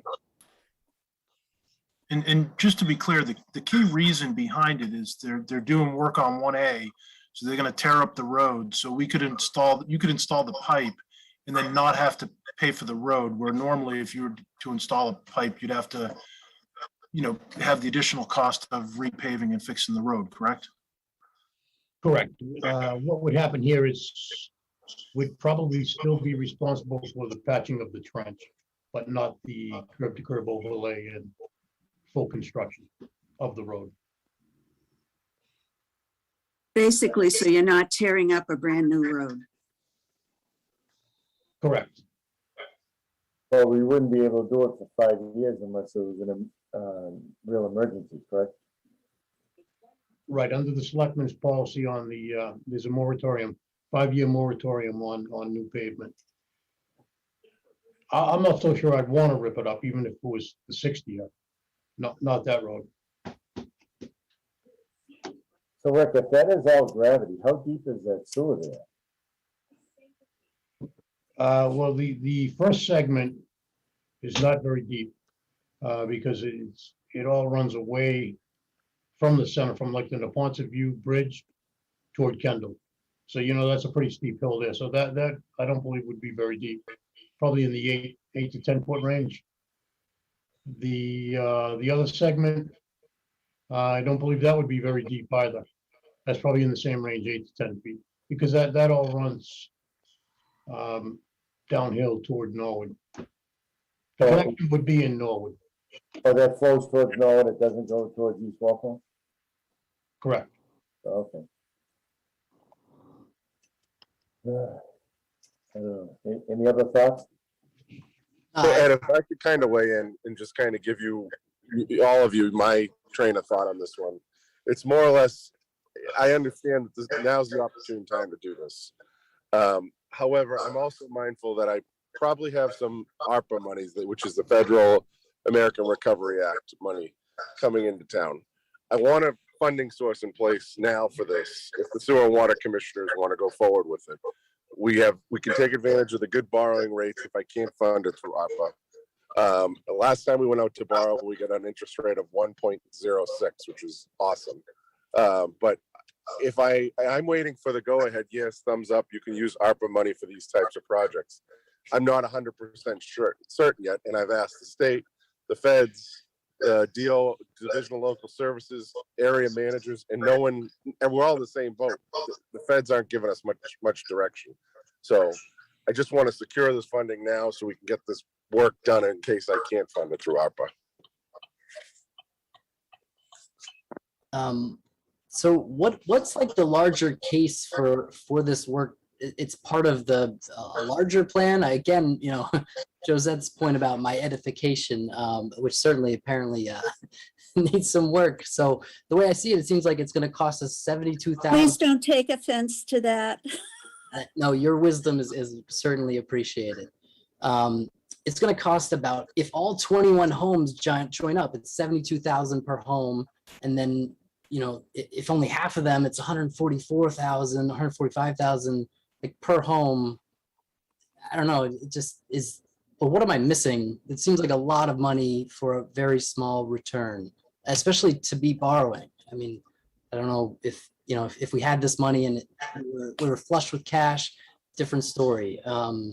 But it feels like I'm missing some larger point here. No, you're really not missing anything, Justin. The assessments, you know, the betterment assessments would be very expensive. So, Rick, in the commission's vote, did they waive the betterment fees for these? You had mentioned that the other day. So would the abutters there or the residents in question, would the betterment be waived? I'll defer to Scott on that one. Scott, did they discuss betterments at all? No, that did not come up as part of the discussion. They have not made a decision on that. That'll be something for future discussion. Well, if that was the case, I don't think that if they're going for a huge betterment, I would have to hear from the residents on that. I mean, I don't know how they could afford it. I agree with you. So I think we make a distinction here. So this is just requesting the funding for the investment. I think that process of discussing the betterments will take place between the Board of Sewer Water Commissioners and the residents themselves. So I think, Ed, your point's not lost to me, but I think that process will take place between the residents and the ratepayers, excuse me. And sorry, I think I'm picking up feedback from someone. The ratepayers and the Board of Sewer and Water Commissioners. But if you build it and people don't want to pay for it, we've just lost $1.5 million, right?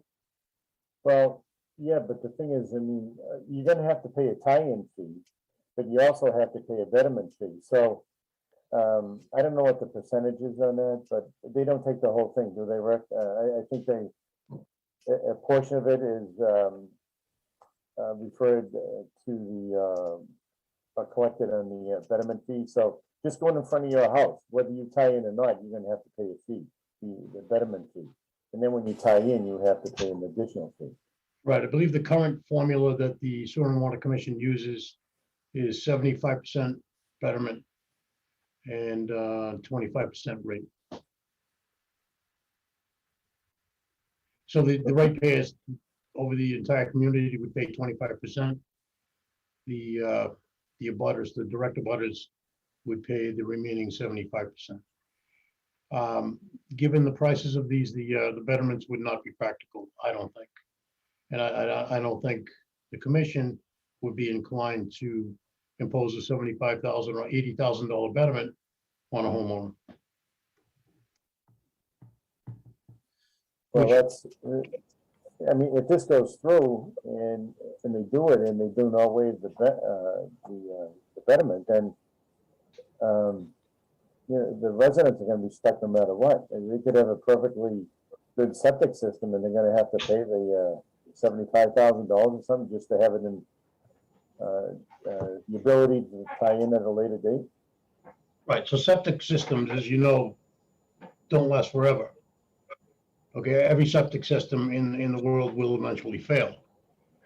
I think the key thing is that the construction of the road, you know, at $1.525 million, I think that's a fairly reasonable price for the construction, particularly what construction costs are today. We can roll this into the Route 1A project, even though it's funded by the town. We could probably seek a bid from the contractor that's doing the work on 1A now. And, you know, along those lines, it would be beneficial to get it done, because as soon as we get that road done, something will probably go wrong with somebody's septic system up there. And they're very small lots, particularly on the Kendall Street area. And they're probably not conducive to today's Title V systems.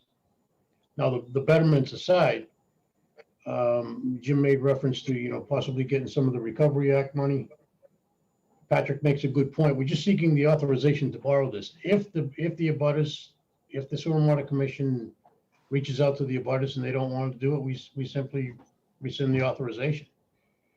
But, it's any sewer extension project these days is a good project with the Title V requirements. You drive around town, you see mounted systems everywhere.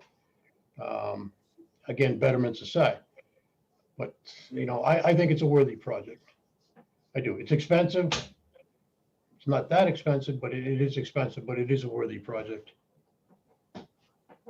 Well, I absolutely think it's worthy, but I just have trouble putting the burden or any high cost on the actual the residents there. So is the concern that you have that the burden is going to be put onto the residents, the abutters, in terms of betterment assessments? Yeah. Okay, again, as Scott indicated, I guess the commission has not broached that subject yet. I did have a conversation with one of the commissioners, and he and I kicked it around, and he wasn't inclined to lean towards the betterments. But he's only one vote. And He was inclined to waive it. the what? He was inclined to waive the betterment. Yes.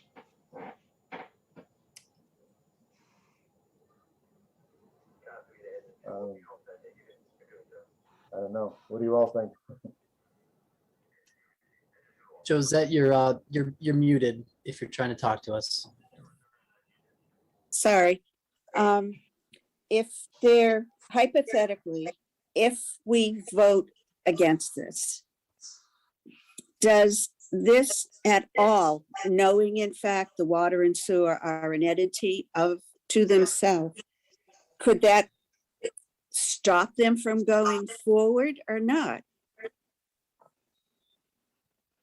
Until the town has the funding that Jim has been talking of.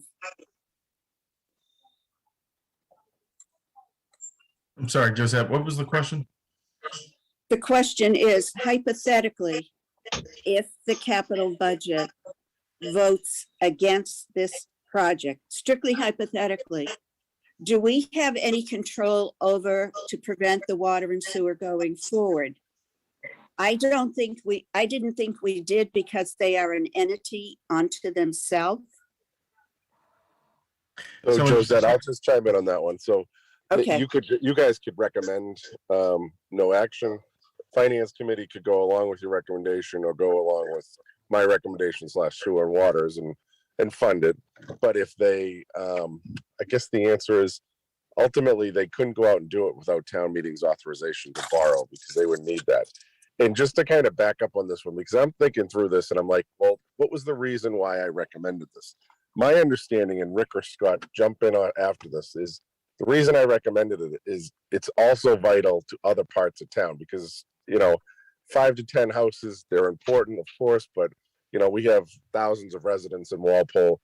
I got to look at the big picture. And one of the reasons I said, I should probably fund this, makes sense after listening to Rick and Scott, was it branches off, I believe, at Bullard Street. And if parts of that system in other parts of town fail, the sewer systems, that could, not having that connection there is going to be a big issue. Rick or Scott, could you speak to that? Am I remembering this incorrectly? You're exactly right. That was brought up at a prior meeting by Rick, that that would enable us to tie in Bull Street with, again, not ripping up the roadway that was just laid down. And that was one of my main thoughts behind this is yes, there's a handful of houses, but what other houses are off of Bullard Street there? What streets are off of there that could be impacted if in 5 years? I'm just looking forward 5 years, 10 years down the road. Yeah. So that's where I was coming from, Josette. So I think I answered your question, but also Yes, you did. trying to get back to some other ones. Thank you. I'm definitely in favor of it, but if there's a betterment, it would have to be reasonable. I can't, I just don't think it's right to put that type of burden on the homeowner. Right, one option, Ed, that would be available to the commission, they are the board that sets connection fees. So they could establish a special connection fee for this particular project. That's not nearly as high as the betterment assessment would be, but it's not as low as a conventional connection fee. They did a similar thing on Eastland Circle a few years back, where they established a special connection fee. And they basically rolled a portion of the betterment assessment into the connection fee. So that's another option that they would have available to them. But I really don't think that I don't think the commission is inclined to assess any homeowner an $80,000 betterment. Okay, thank you. Particularly, you know, in light of the fact that I think, Ed, you brought it up that the property owners have not petitioned for this. This is a town-sponsored project, and as such, the betterments would be unfair. Well, I could live with that. Now, would they have a decision? Do they have another meeting, or would they make a decision on that before town meeting? They have, Scotty, they have a meeting on the 13th?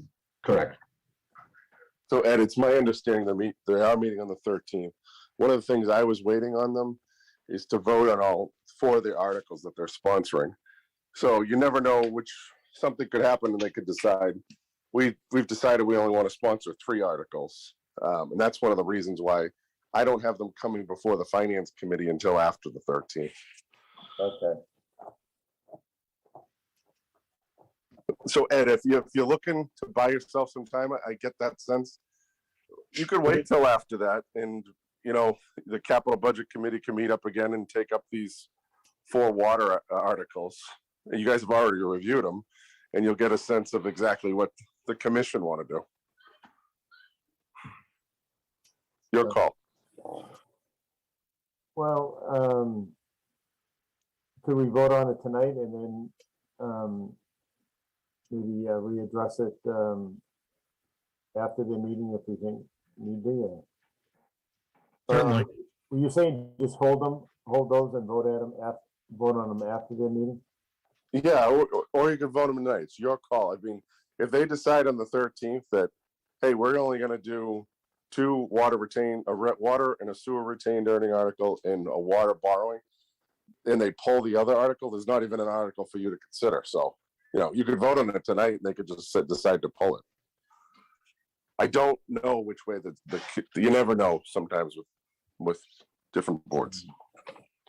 Well, I think I'd be willing to vote on a favorable tonight and then see how the commission acts, and then if need be, we could readdress it, or I would just speak against it, or speak to the article at town meeting. Do you want to? So I just want to be clear that the biggest concern seems to be the betterment assessments. Is that correct? Yeah, the burden on the resident. Okay, That it would yeah. affect. So we can certainly convey that position of the committee to the Soil and Water Commission. Yeah. And I would venture to say that the vast majority of them would be in agreement. Because they've already voted it, they've already taken their vote. Yeah. So they were in favor of the project. As Scotty said, they didn't discuss betterments. So we can get them to do that on the 13th. Right, because I'm in favor of it. The project makes sense, but it's a big nut and burden to put on those few residents. So. All right. I'll release my hold. All right, thank you. And so I think that addresses everything except for the painting and demolition of the old town hall. So I'm getting the impression that of the remaining $50,000 that's been reappropriated from the retirement system assessment study, you'd like me to increase 130,000 by the 50,000. Is that right? Yeah. Do you need to make a motion, or? Yeah, I'd like for somebody to make a motion to that effect, and if we can vote on it with a roll call, I'd appreciate that. I'd make a motion to reallocate $50,000 from the retirement system assessment study to the painting and demolition of town hall. So Second, actually, Cheryl, if I can just ask you to amend that, if you can just give me the total figure, so, you know, like, Come on. Well, it's 50,000, but you get 50,295. Is that the number you need? Um, so actually, yeah, what I'll do is I can add this number to the, this number and that number.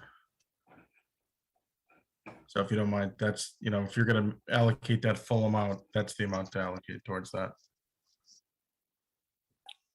So do you, I'd like to excuse me. allocate $50,295,000 from, is that what you want me to say? No, if you can do 100, so Oh, recommend the 180,295 for that item.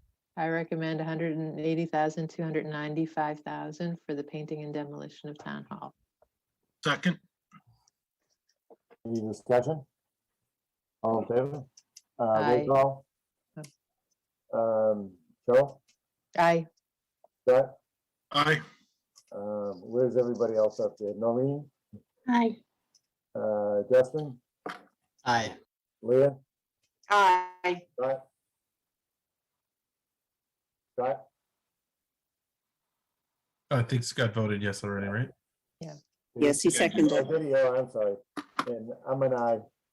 All right, so that's 700 there. And actually what I'm gonna do, I'm just gonna retally this whole column here. Oh, shoot.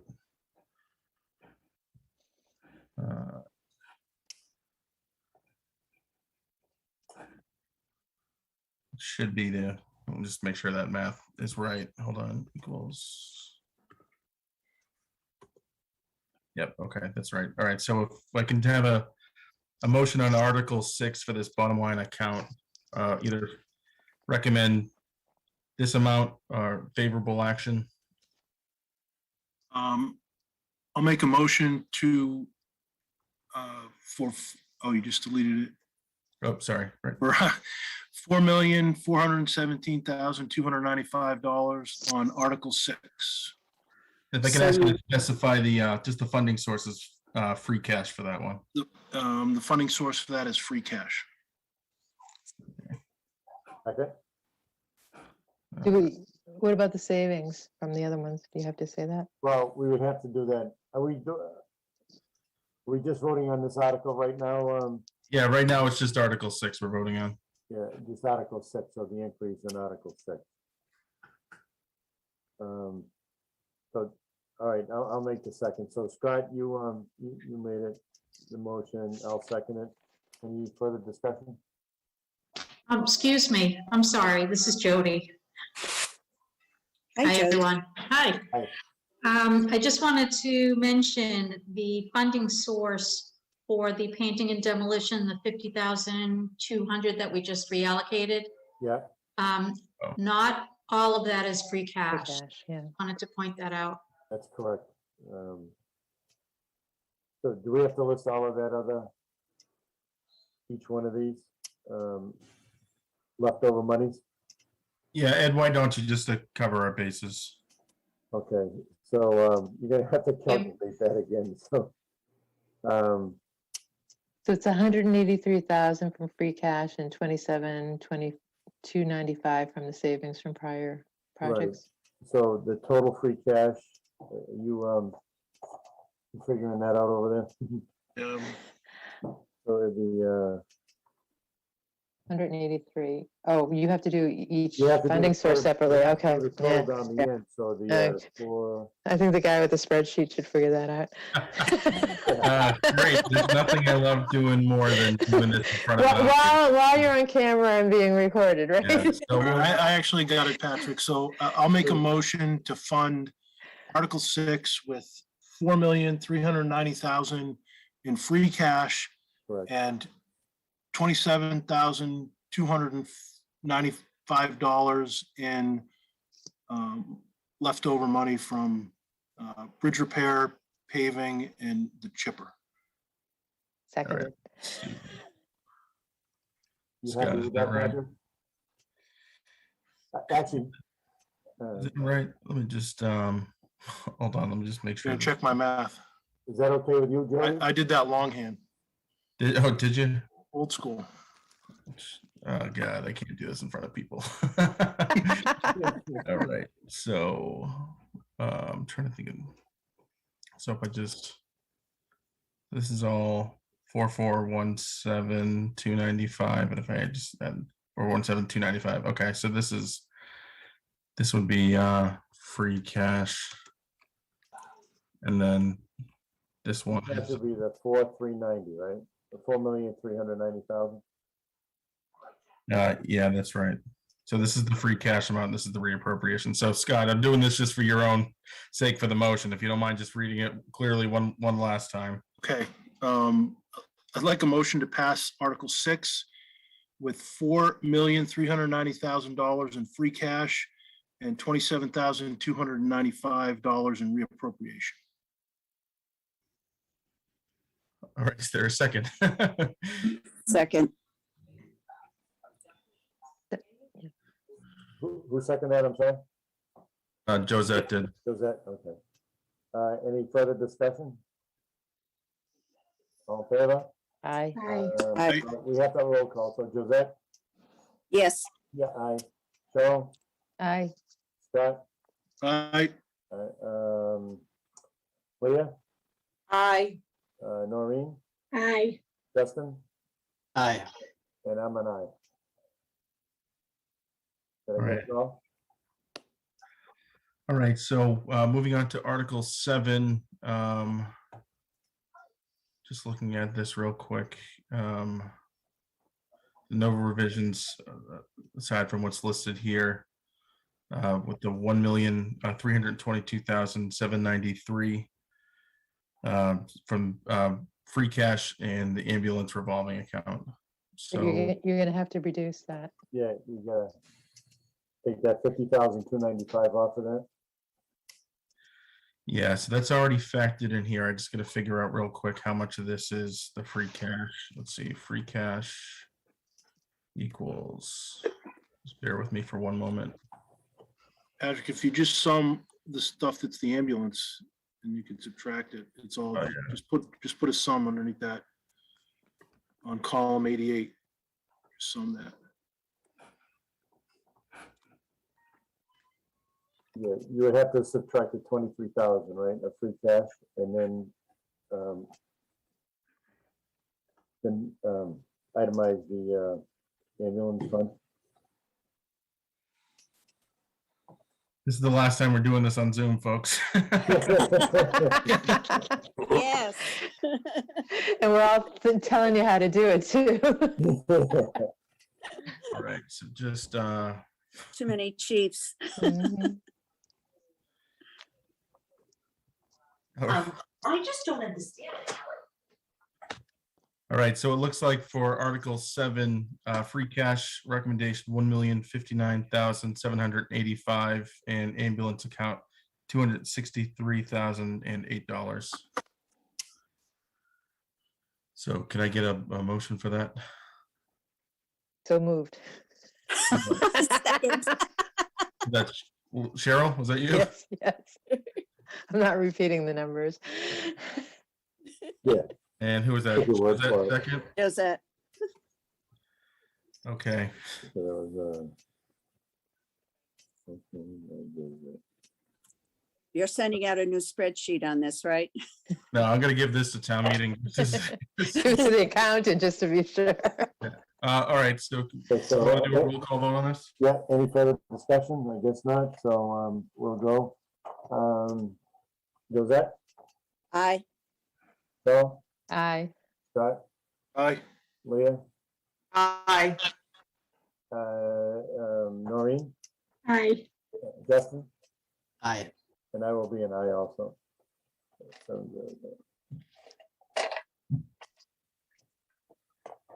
Okay. And oh, it's like, tell me my computer just didn't freeze up. Okay. Article eight's gotta be easier, right? Yeah. Article 8, street and drainage improvements. Total from free cash 64,900. Ambulance, chapter 90, excuse me, $771,099. So bottom line, $835,999. Is there I'll make the motion. a motion? Second? Seconded. All right, so Ed, Cheryl, So, okay, if there's no more discussion, we'll take the roll call vote. Josette, Yes, Joe, Yes. Justin, Yes. Leah, Yes. Noreen, Yes. and Scott, Yes. and I'm an aye. okay. Article 9, town borrowing equipment and infrastructure improvements, total recommended $1,825,000 from general fund borrowing. I'll make the motion. Favorable action. Second. That's Scott? I think so. It was. Yes. Thank you. If there's no discussion, we'll take a roll call vote. Josette, Aye. Joe, Aye. Scott, Aye. Leah, Aye. Noreen, Aye. Justin, Aye. and I'm an aye. Okay. Moving on, water department, from water retained earnings, total recommended $911,000. I'll make a motion. Favorable action on Article 10 for $911,000. Second, do we have a second? Second. There, Josette first.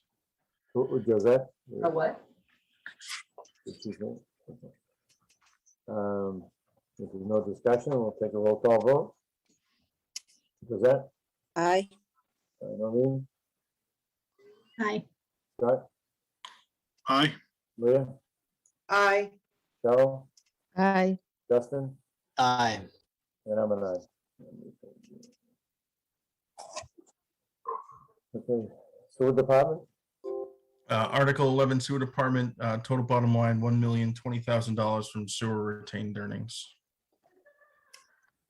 So moved. Seconded. Josette, and then Cheryl. If there's no discussion, roll call vote. Josette, Aye. Noreen, Aye. Leah, Aye. Aye. Sorry. Aye. I think we're picking up on someone's either TV or something in the background. I don't know if somebody's got something going on there, but it's, I think Scott's and I. it's Scott and I. Leah, did you respond? I'm an aye. Okay, and Justin, Aye. and I'm an aye. Did I get everybody that I think? I think so. Favorable 700. okay. Article 12, the water main replacement for recommended $2,800,000 from water borrowing. Make a motion to pass Article 12, 200 or $2.8 million from water borrowing. Seconded. Is that Cheryl? Yes. If no discussion, roll call vote. Cheryl, Aye. Scott, Aye. Leah, Aye. Noreen, Aye. Justin, Aye. and I would be an aye. Do we get Josette? And I'll be an aye Oh, too. Josette, when you disappear from the screen, usually you're up top over here. Okay, the final one, Article 13, sewer system expansion 1.0, recommended $1,525,500 from sewer borrowing. So moved. Josette, did you say? Yeah, Cheryl and Josette. Okay. With an asterisk, right? So, if there's no more discussion on that one, roll call vote. Josette, Aye. Noreen, Aye. Cheryl, Aye. Scott, Aye. Justin, Aye. and Leah, did I get you? Nope, I'm an aye. Okay, and I'm an aye, so that would be 700 also, right? Okay, Well, I think that about wraps it up. So what I can do, I know, Ed, you mentioned the asterisks too, as we get further along into the town meeting process. What I was thinking is what we could post an agenda to approve the minutes that I know that Josette's been working hard to draft. So if there's any other business that needs to be taken up, whether to reconsider or anything, we can certainly take that up at that meeting. I know that Rick mentioned he was going to bring the sentiments to the Capital Budget Committee, the Board of Sewer and Water Commissioners. In the meantime, I'm going to take a look at the spreadsheet when I get into the office tomorrow, just to make sure everything adds up correctly. Thanks for your patience during that stressful process. I've never had to do an Excel spreadsheet in front of a live audience before, so thanks you all for that. I think that pretty much wraps up the meeting tonight. Any last minute comments or discussion? No, I want to thank everybody for participating, and it's next week from tomorrow, right? The 9th. That's correct. Yep. 7 7 p.m. p.m. at town hall. And that's going to be in-person meeting, correct, at the town hall? That's correct. Yep. And you'll post that too, right? That's right. Yep. I'll post just a notice. There's no deliberation of the Capital Budget Committee, but I normally just post a notice just mentioning that a quorum may be present, just to cover your bases for the open meeting law. Okay. And Ed, you're gonna attend that and represent capital budget, or? Yep, I'll you don't- take my notes and I'll go and and you're all welcome to come. in case Okay. And I'll be sitting on the FinCom board watching them. Patrick, you are going to send out a new spreadsheet, yes? Yeah, I'll send it out with the All the final updates. recommendation. So I'll review it. I'll make sure all the formulas add up correctly. I'll ask Jody to double check, make sure I didn't mess anything up. But I'll send out a final one to you folks, and then also a fresh copy to the Finance Committee before your meeting next week, Josette. Okay, thank you. Thank All right, you. thanks, everybody. Thanks Have for a your good service. night. I Good think night, the everybody. item, just a motion to adjourn. Don't leave yet. Oh, yeah, motion to adjourn, Second? all in favor? Oh, we don't- Aye. roll call. Bye. Bye. Aye. Bye, guys. Okay. All right.